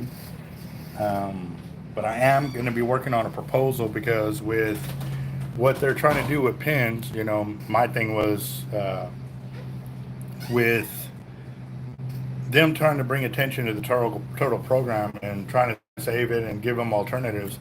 I went straight to the heart. I was like, why don't we just remove the guy who's causing all these problems? Like, everything was going great till he got here. Once he got here, then all this turmoil started. So, like, why don't we start a petition to remove this guy from that position? Like, he's the one making all these calls to shut down everything. Why can't we just ask for that? I don't know if I'm being too too aggressive, but I really don't know any other way to, you know, sit there and just, you know, state the obvious. You know, let's deal with that horse in the room. So, also too, tomorrow is the city council meeting, and what they're wanting to do is they're setting up to start taking proposals for the desal plant, even though they've already been denied. They're still trying to get companies to go out there and give them proposals to creating a desal plant. And the reason they're trying to do this is so that way it gets voted in before they get voted out of office. But why? Okay, so I'm thinking that the companies that they're supposed to be doing business with are doing this so they're getting paid some kind of like a retainer's fee or something like that. So whether they get used or not, they're still going to make their money, which means they make their money. I mean, because right now they have the lawsuit pending against them. It's a Title VI lawsuit. Let's see. What's up with this? I mean, I got the. Yeah, there's a Title VI lawsuit that's still in there. They haven't done a far field model yet to tell them how bad it's going to hit the area if it is created, which I don't even have to be some kind of engineer or anything. I'm a fisherman and I understand the way the bay works. And with the salinity as high as it is and the drought conditions that we are in, you're just taking out what little fresh water there is in there, and you're going to put more salinity in there, you're going to kill the whole bay. Like, well, they had the water coming in from Port 8. So you know how far away that is from the actual place? And they're like, well, like, there's so many things that are going on, and I've got to find out, because I did hear that they were trying to pull the water from offshore, but they're still releasing the salinity here. Like, there's just so many things that are not adding up. And so because with what's going on, we are definitely keeping track of it, because if that desal plant goes up, guys, you got to remember, it's not for the city of Corpus Christi. It's not for me and you. It's for new businesses to come in and grow their business. And here's going to be the thing, what you really got to consider is if that desal plant is not operable, I'm pretty positive they're going to put some kind of disclaimer or some kind of catch-22 like they did with Bob Paul Pier. For each day that it's late being made, they're going to get fined $10,000. Well, if these plants are not operable for those days, who's going to get fined? I'm pretty sure there's some kind of fine print that's going to be put in there that the city's going to be held liable for that. So these guys are truly setting us up for failure. So it is, it's a lot of crap that's going on, guys. Like I said, I've got to do some research too, because, you know, I'm getting a lot of hearsay. I'm talking to a lot of people, but I've heard a lot of other things, and I need to be, before I really say what I've heard, I want to know, hey man, this is what I saw on the city council meeting, or this, you know, or here's the paperwork for it. This is what they're requesting. We have seen the actual proposal of the permits and stuff like that, you know, and they've been read to me, and or explain, hey, this is what they're asking for right here. And I've seen it myself where they were asking for, you know, to release this X amount of millions of gallons of sludge back into the water. Like, really? So you're saying you're going to pollute our water? So you want to take out the fresh water, but you want to pollute the water that's you're putting back into? Like, I don't know, guys. It's been crazy. So, but I'm looking at the time, and I definitely want y'all to check out the next video that's coming out at 4 o'clock, which is in about 15 minutes.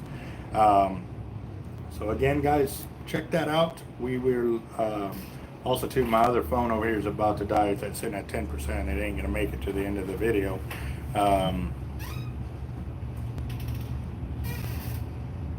Yeah, that's the biggest thing right there, is releasing the salted water back into the bay right there, including the sludge, it's not just the brine water back in, it's also too the contaminated water that they want to allow back in there. And if I'm not mistaken, they were asking for 3 million gallons of contaminated water or sludge back into the bay system. Like, that, no, oh, now let me go litter. That's basically what they're doing. They're littering.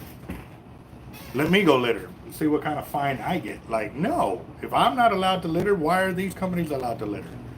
I am freaking, ooh, it gets my blood boiling. But all right, guys, so also too, there's gonna be public comment tomorrow. I'm gonna post up here in the when this video is cut, in the description, I'm gonna put some links in there for y'all guys to be able to go in there and talk.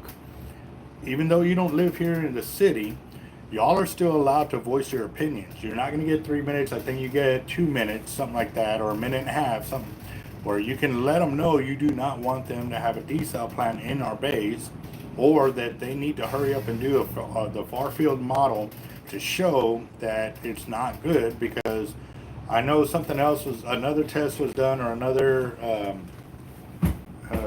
deal was done up months or years ago, and it basically said that a desal plant in the bay is not viable. It would kill the bay, and the city of Corpus Christi council refuses to look at it or to acknowledge it.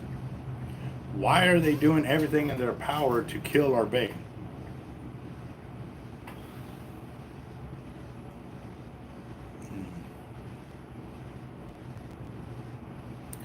Roger that, Rudy. Right there. You know what progress has done to California shore fishing? Beware of progress. Yep. Now, they want to spend all that, $700 million what they need to do is fix our infrastructure here, all the old plumbing, the piping, and all of that, and then figure out where those billions of gallons of water that have been lost.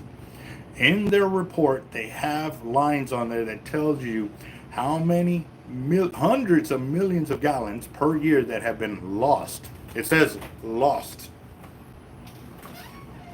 Where the hell's all that water going? How is it being lost? Like, if they're knowing they're losing that many millions of gallons of water per year, why don't they do something about it? I mean, you don't sit there and if you're hemorrhaging blood, you don't go, oh, you know what? Let me go get a haircut today, even though I'm bleeding out right here. You stop the bleeding. You fix that. You do what is needed to fix the issue, and these guys aren't doing it. So.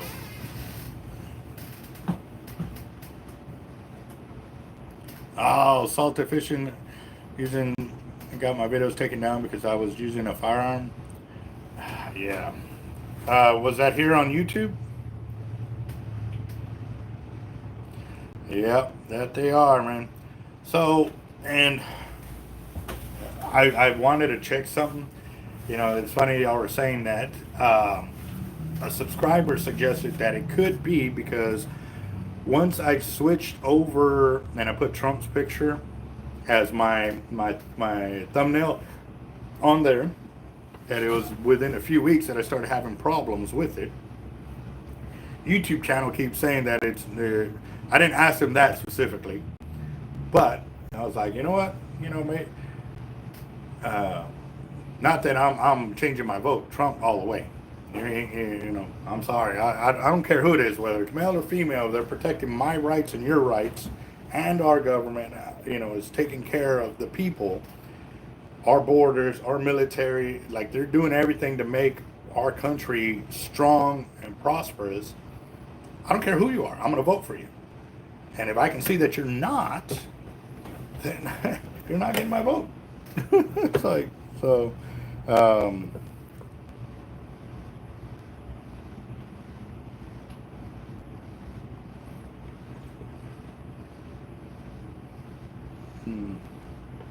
yeah, so what I did was I swapped it out for a thumbnail of my big old catfish that I just landed. So, seeing if that makes any kind of changes, but I don't know because, yeah. I have him there for a long time and stuff like that, but I don't know. To be honest, I don't know. But right now, it's all speculation. It's all hearsay until, you know, we can get some concrete proof on there. But I mean, if they're sitting there blocking channels that just because you're shooting weapons, like they're silently kind of putting it into. There you go. 2,500 yards. 130. 150. 150. So we're putting all this on your reel. As much as it fit, we can keep rest. Oh, okay. All right. Well, we got some line here. Can't complain about that, huh? Roger that. It's like 4 miles from Roy's. There you go. Let's see. Okay. Put all this back. I'll prep it for you.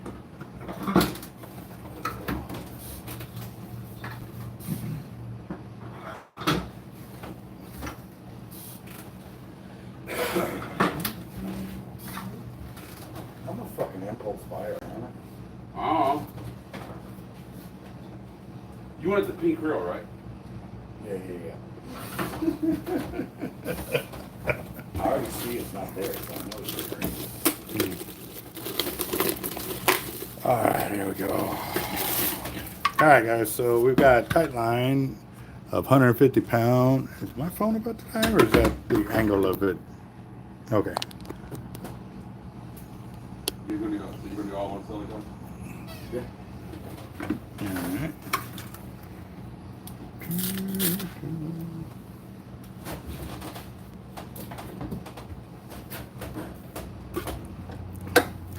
I love getting all the flags.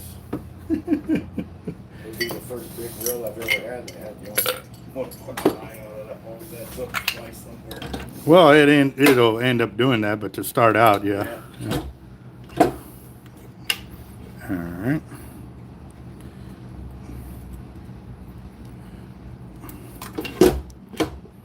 There we go.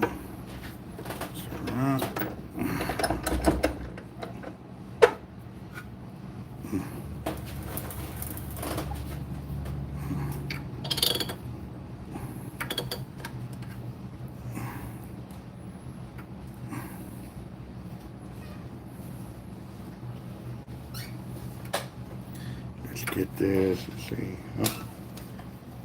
I was talking about the desal plant and all of that. There's another petition going for about the desal plant, and also too, we're trying to create a petition for the Padre Island National Seashore to protect the turtle program. But I kind of just said we should just go after that guy's job. Like, he's going after my ability to feed my family and all of this and that, because they shut down that part. He's messing with my business. That's a lot of business down here. Yeah, it's everything.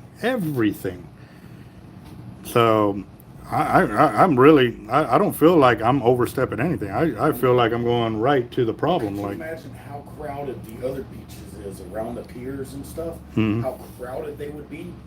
Your fishermen are not, we're not going to stop fishing. no. We're just going to start catching people. Well, what's going to end up happening too, and Boat Up Mike, one of our subscribers here on the channel, had a really good point. You know, right now they already have crowded beaches too. Where, if they can't get on our beach here, where are they going to go? They're going to go to South Padre, they're going to go to Galveston and stuff like that. So they're going to end up crowding their beaches even more, which is definitely going to cause a lot more problems. But also too, you know, he raised a major concern. You know, what if they start closing those beaches in those areas as well? Like, where does it stop? Yeah. So, and yeah, it's pretty crazy. So, And everybody knows the more people you pack into an area, the more crime you're going to have. yeah, that is another one right there. Yes, sir. So, Especially anytime you involve alcohol. Or midgets. The midgets are usually good. We just run under the radar. literally.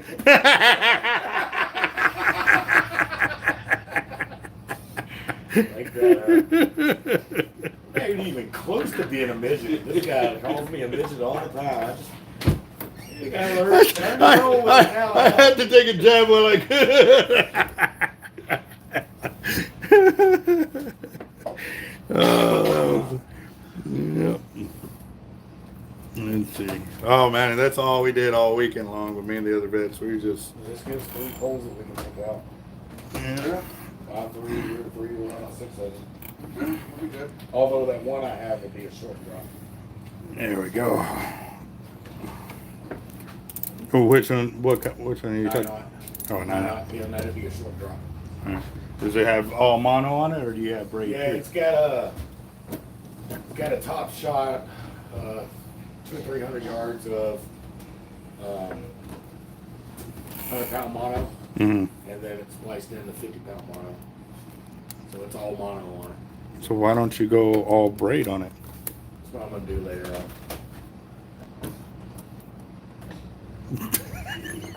He'll be back. No. That one, if I do all mono, it's gonna be 100 pounds. And I'll break. All braid, you all mean? braid, yeah. I keep looking at all the 100-pound braid we have. Put on my directly too, I may add.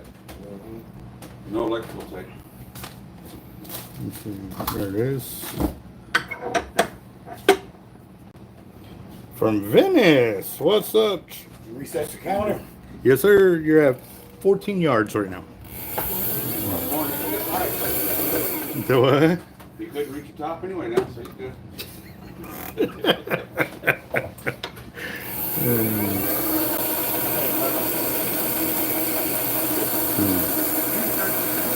Yeah, I was just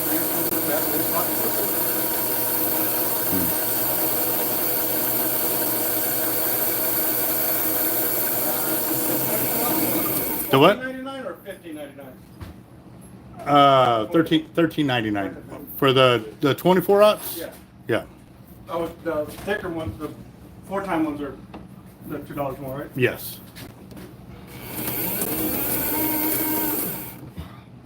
Okay. Did you let it? I'll fix it and let them know right now. Okay. I said I was coming back and let them know. All right.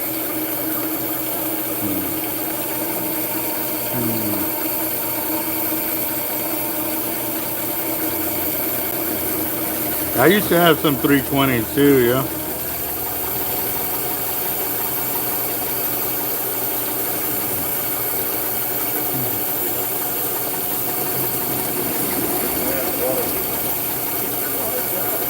You guys, Trying to clear it back. Wow, we need like, he needs ice for his fish. a little breakfast. Yeah. Right now. The gas station right down the road here. Hey, And if they don't have a 20, I think they have a 14, it's fine. Yeah.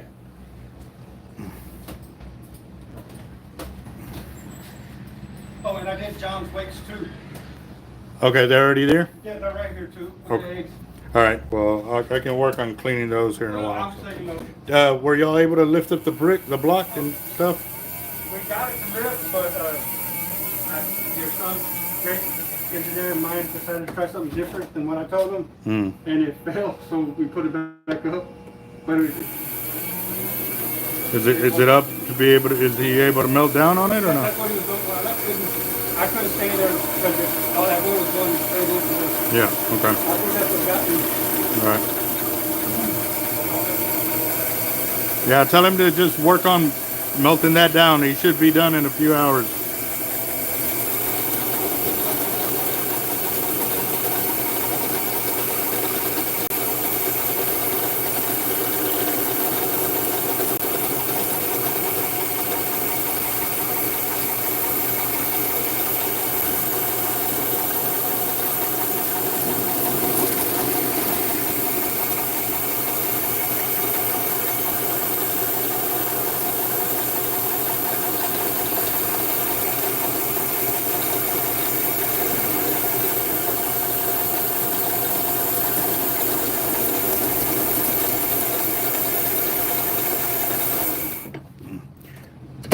Well, Randy, it's not just the putting the braid onto the reel, it's how it's done onto the reel. You got to remember that just because a reel is fully spooled up, that it is not going to have its own problems there. And you see me stop is because I'll feel something in the line, and I'm pretty much the only shop that does this. I have found a fuzzball in the line, and I want to see if he's got. Okay, it doesn't have a QC code on it, so check the bag. No, it doesn't. Okay, because I know this company runs a radar. They have a laser that goes over the line, and it's supposed to find things like this. Oh, ooh, I got a toy. Hold on. I'm sorry, guys. I'm a little happy. I finally got to use it. I just remembered it.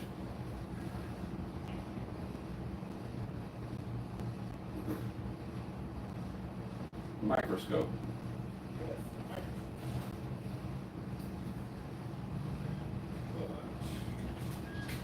Now you gotta power it up. Do what? Now you gotta power it up. Yeah, I gotta power it up. All right, guys, hold on. I finally get to bust out my new toy. Yeah.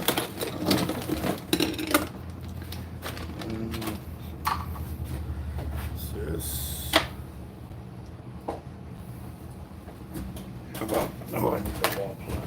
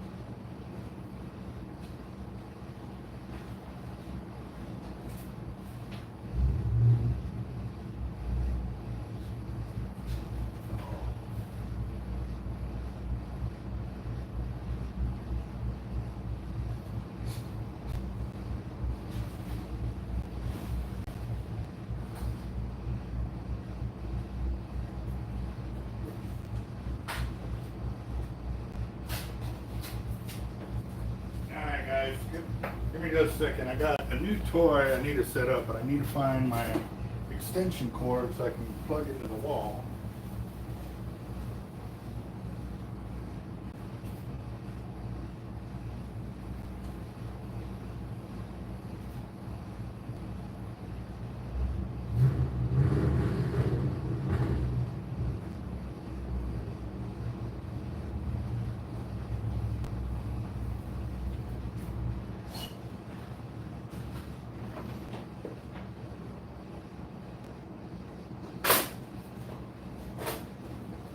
Oh, come on. I can't find my extension cord. Let's see.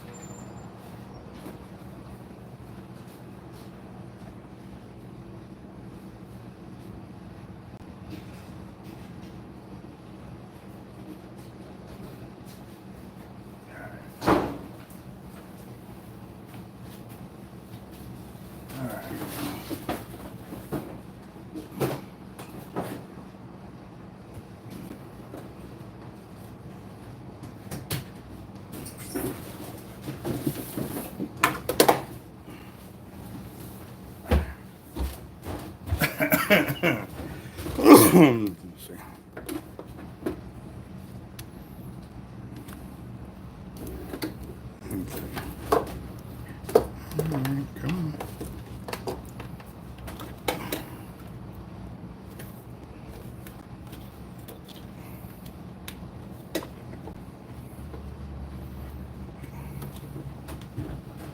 All right, now I need my tripod.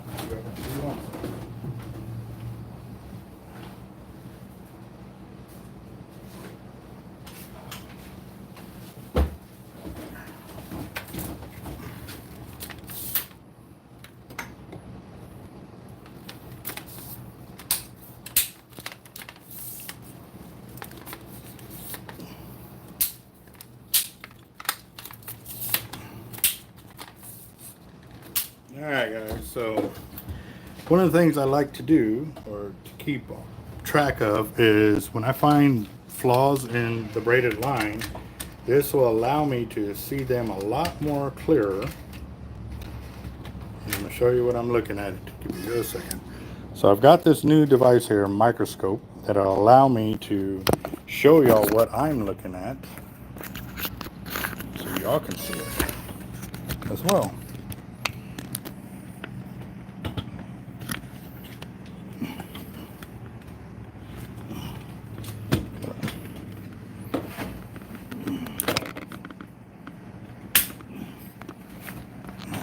Go. Let's see if I can angle that up more. No, there's that.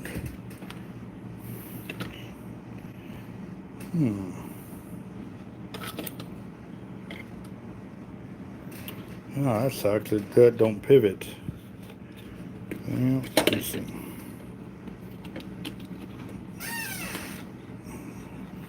I'm gonna have to do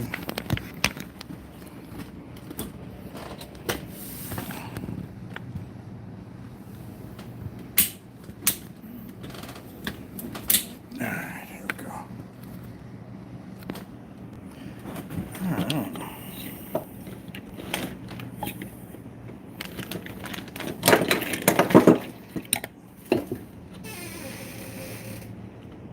Alright. So as I'm spooling, guys, you'll notice I always keep my fingers on the braid. But what I have found here is that, and you can see it very clearly here, that yeah, there's something definitely wrong with it. But there's the start of it there. Let's see. There it is, way up there. Let me, there we go. Can y'all see that pretty good? Or is it? So there's that. That is a lot of bunched up stuff right there. And it goes down. See that real thick line by itself? So that's why I'm saying I could pull that out and I should be able to repair the line. I only wish I could do it under the microscope so you can see it, but the closest thing I can do is right here in front of the camera for you. Where's the ice need to go? Oh, in my cooler outside. You want to see this picture quick? Oh, yeah. We just put him in the lava?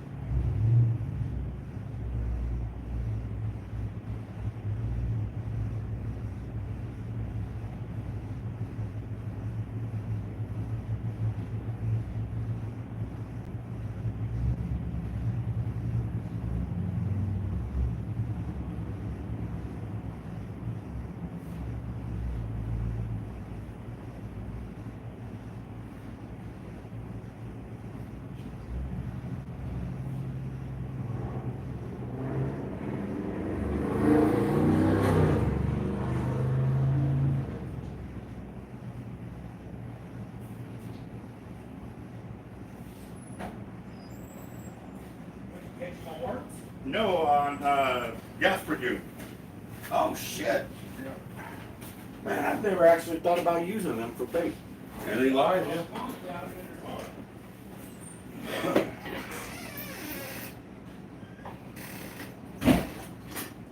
Yeah, he just found it. Oh, yeah. It's just a big old nest in there. Oh, shit. Whether he fills the line so he can fix all, find all that.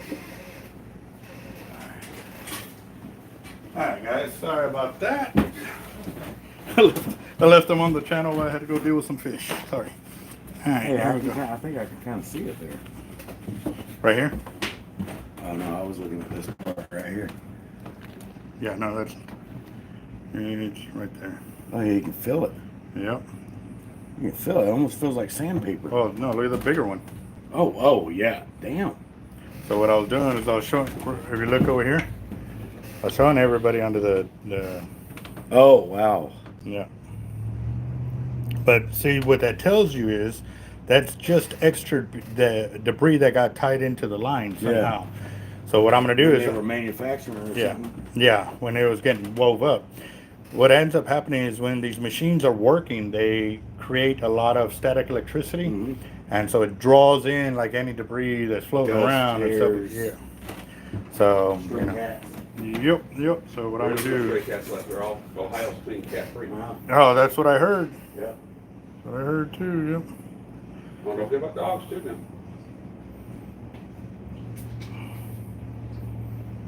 That's crazy how on brand new line you can still have something like that. Oh yeah, and this is with all companies. Yeah. But the beautiful thing about the way Tightline works, like if I were to send this piece to him, like that, he'll go through and he'll clean every, like he wants to know. He wants to know if there's stuff like this. But as we were kind of noticing, we went further down and we found another section that's about a foot away. Right there. That's looks like where it starts at. Yeah. See the Yeah. piece right there? And go. Yep. And then it gradually just gets worse. So what I'm going to do, instead of trying to fix this whole section, I can just cut it out and send it back to him as a sample to be like, hey, you know, the gear's dirty. But also too, Even a brand new line. Already got spliced. yeah. At least you can do that on hollow core. On braid, or on regular braid, You have you're to. either gonna knot it, and mono, you're gonna knot it. Yep. But also too, you're looking at tying a knot. Yeah. You know, or you're gonna spend the time to try to unravel all of that. And like I was saying, I went down quite a bit and I could still feel it. So I was like, you know what? There's a chance that while you're sitting there plucking it out that you could mess up the line some more. So I'll just kind of call it right there and splice in and you're good to go. Now, to alleviate any concerns, we have actually spliced braid 2.5 inches on one side, 3 inches on the other, and it broke on the main line rather than on the spliced area. I watched the test on YouTube with them doing the splicing on the hollow core, and where it was breaking. Yeah. Right there where it's spliced, like Pete explained it to me, it's like a Chinese finger trap. Yeah. The tighter it pulls, the more it cinches down on it. So Yeah, but none of our testing broke at the splice. Yeah. It broke up the main line somewhere. yeah, it almost doubles the line strength right there. 110%. That's what it goes up to, so, which is great, you know. Now I can turn this off. Let that charge up because it actually has its own battery, but I hadn't used it since I got it. It was just an opportunity to get it on there, but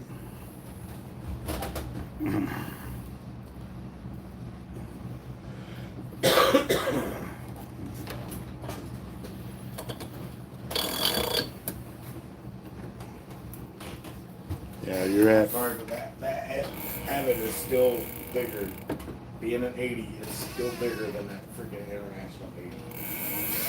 The new ones, I think the International, I think the middle of the spool is too big. The Arbor? Yeah. I don't know, but they were saying that the specs that they came out with the Internationals was supposed to be more than the Avids. I haven't had. I mean, I want to say we Not the ones I have. looked at. We looked at some of the specs on them, and on several of them, we actually got one of the newer reels that it said it was. And on some of them, it did, but it also depends on the line capacity and who's doing it, and it's overfilling. That's not what they're telling you. You know what I mean? They're saying how much line capacity they're getting, but it doesn't tell you whether that's flush with the spool, or is that over spool, is that under spool, like that. And I think that's important if a company's going to tell you that, because you should know, okay, that, and was it hollow core? Whose hollow core was it, you know? Exactly. There's so many different. I looked at like the diameters of like Tightline and JB. Mhm. And JB, I mean, it's good. It's expensive. Yeah. But it did have the diameter was real close to the Tightline. Just realize I got the door. Huh?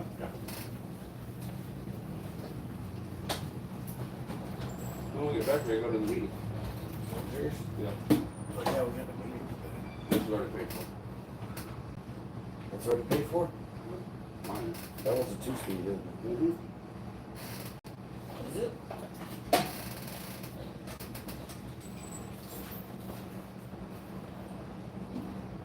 Yeah. Is that it? Yeah. Oh yeah. It's CRA.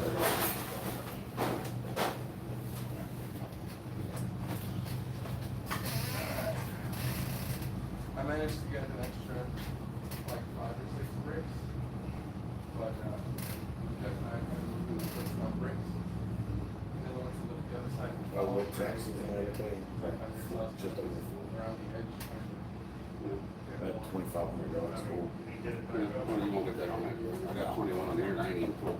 Yeah. And then after You got what? Yeah, got smoked out. 150? And I don't know what he was doing. You got 100 on 150. 100, 130, and 150. I told him to take a lunch and We got King Street. Yeah. it was like 120 when All I right. called. Well, after you're taking lunch. Yes. Okay. So after your lunch, we'll go over there and I'll help you lift it up so we can get that squared away. Oh, I need a phone so I can see the comments.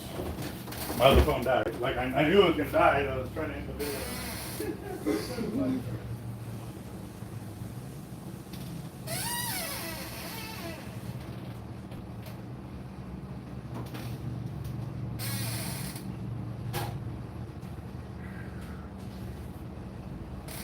I think for my birthday, I'm gonna come back down here and buy me another one. There you go. My birthday's in February, so we'll be back down here probably then to buy another one. Do you have any idea what you'll be looking at? The 133 speed. Probably. You mean the 83 speed? Oh, not- 83 speed. They hadn't talked about a 133 speed, but they did. I mean, I got to be honest. Right now, with the way the 2-speed is on the T-Rex 130, it is fast. Like I was on a kayak, on a pedal drive kayak, and when I was taking off the 80s, I was taking off the weight, and I would drop it, and you could see them starting to crank. But when I started kayaking, like I would catch up to the line before it got to the beach. Oh, wow. The 130, when I dropped the weight, they started cranking on it, like it was skipping across the surface all the way to the beach. I couldn't even keep up with it. And that's at 2-speed. They built a 3-speed. Oh, good gosh. That would be insane. It's probably for a 130 that makes time. Okay. You gotta have one big one. Oh, okay. Yeah, that other video started up. Yeah.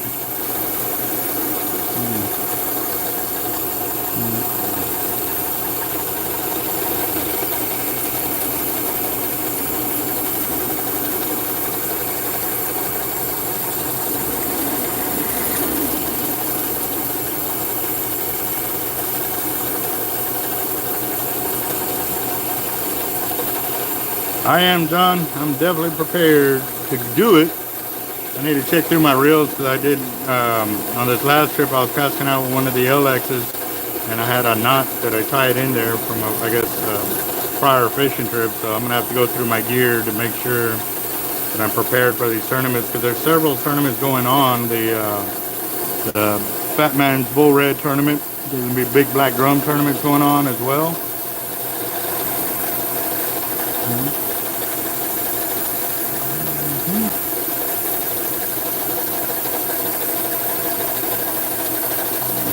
I'm definitely excited for the cold weather fishing. It's coming. And if they're already catching a lot of big old black drum right now, I've seen quite a bit of pictures of bull reds as well too. So.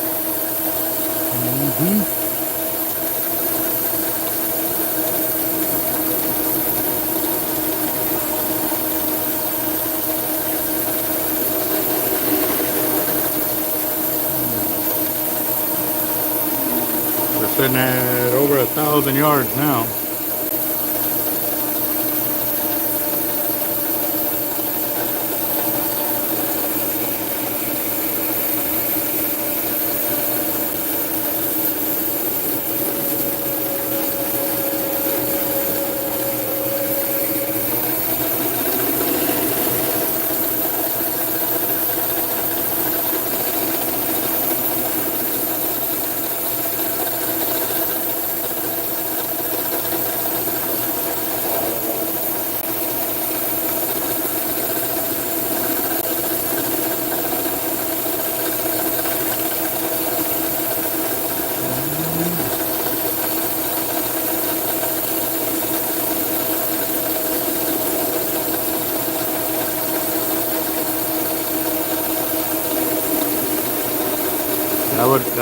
That's definitely something to look at for sure with a tall reel like that.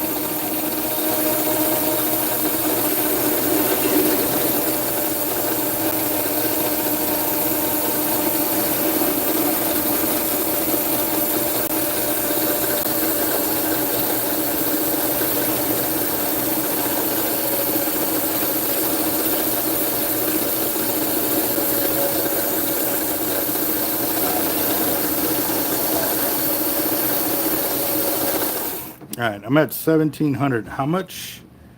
Where do you want to go? Yeah. You want to take it all the way up to the bitter end, or you want to? Crack it on there. Back it on there. You're good at getting it back on there. Roger that.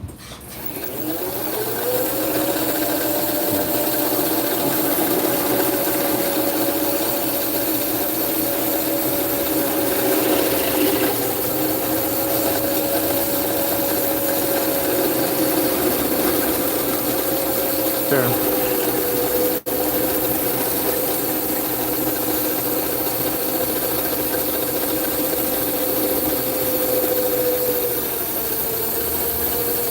That's 1,900. You want more? That's about good.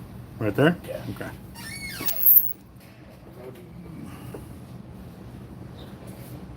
Wonder what all of that is. Hold on real quick.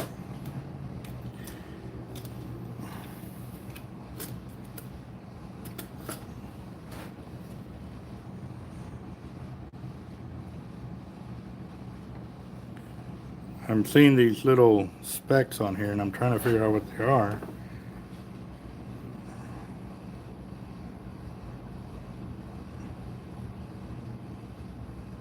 That is weird.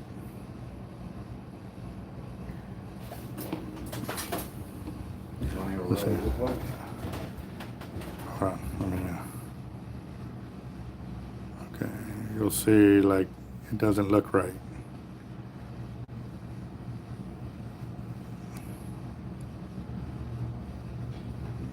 This is a bug. Well, also too, the line, you see the line Yeah. right there? And that's that dark spot right there. I mean, y'all can barely see it, but, looks like a but, bug. but, And that, it looks like a...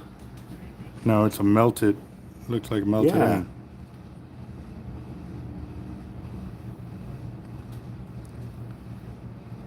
That's weird.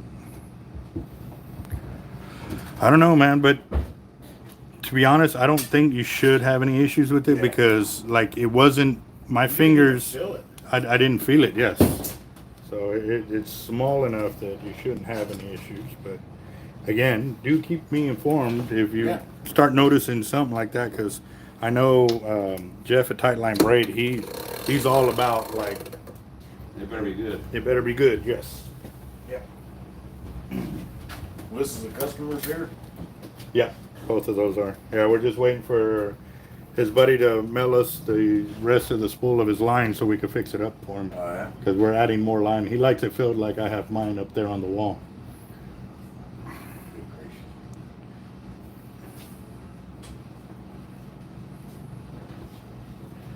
Those are all your shark ones right there? Yes, sir. Where's your midget rod at? On the counter right there. How old are some of those rods there? Somewhere in the 50s. Yeah. Yeah. Crazy. Rods from the 50s? Yeah. Still hanging in now. Still running like a champ, too. It should be right there on the counter right in front of you somewhere. I'm buying it back. Not here we go. Oh, I want one of these. I want one of these to keep in the truck. You know what? That rod is actually your size. Dude, you know what these little dock demons will do? Yeah. Oh, yeah, I know. Pete, My- I my- wouldn't be my- surprised if you reel a 6-foot shark in with one of these. That's how I'm Fif- getting it though. My biggest so far is 51-inch needle nose gar on that. Yeah. And I did it in like 40-something seconds to the 51 inch. I am 66 inches. That damn gar was as big as me almost. So what I heard was you ain't getting away if I hook you. These dog demons. Now the old ones like this. Mm. These were the good ones. The new ones, they ain't nothing compared to these. Yeah, Older dog demons, man. I've had that one Just about Three. your videos. about 3 years. No. It's always under shark rack. Yeah, we droned it out this last trip. Are Yeah. you serious? Yeah. Yeah, I put a LX Raptor on it and we droned it out. So It'd be funny as shit to stick one of those 130s on there. Stick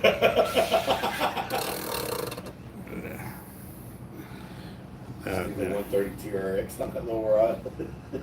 It's amazing that thing. It Dude, you can bend that rod over until it's touching itself. and it's fine. It's And just it's fine. the only rod Zebco makes that's worth a damn. And it's probably, as far as that one, it's better. Oh, than that's the what other happened ones. there. That rod is awesome.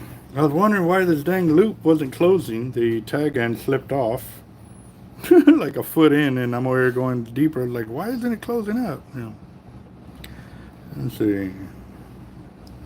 Where can I buy an Avid 50 or 80 Loco in Corpus? Looking Right for here. a setup. Here at my shop, Hard Life's Bait and Tackle. We sell the Avid reels. But I sold that one out there. yeah. Yeah, there's an 83 speed we just sold right here. So, I don't think I have a 50 in the counter, but Yeah. no, in the counter. That's already sold. Yeah, it's already Oh, sold. these are all customers? All of those already sold. Oh, Yep. wow. Yep.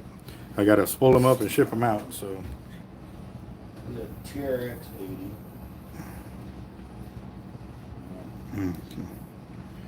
well, you can call our shop 361-334-2171 or come by here, Hard Life's Bait and Tackle, and we can get you set up.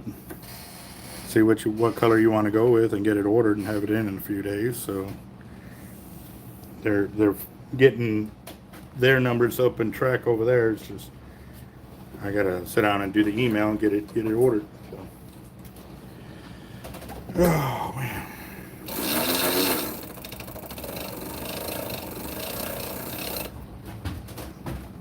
So we got 1,900 yards of braid on there, boss.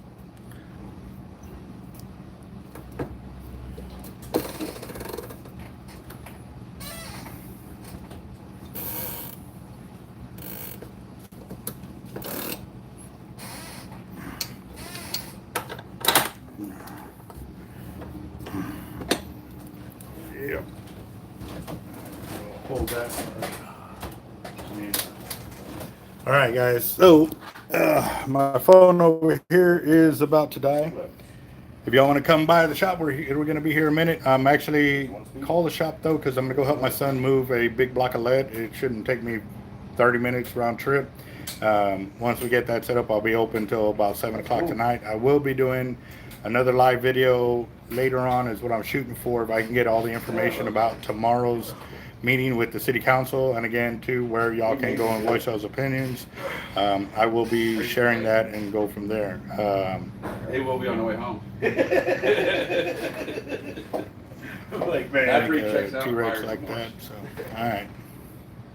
Well, No, we're that's here at the usually shop, about 361-334-2171, and we'll talk to y'all later. Again, that's 361-334-2171.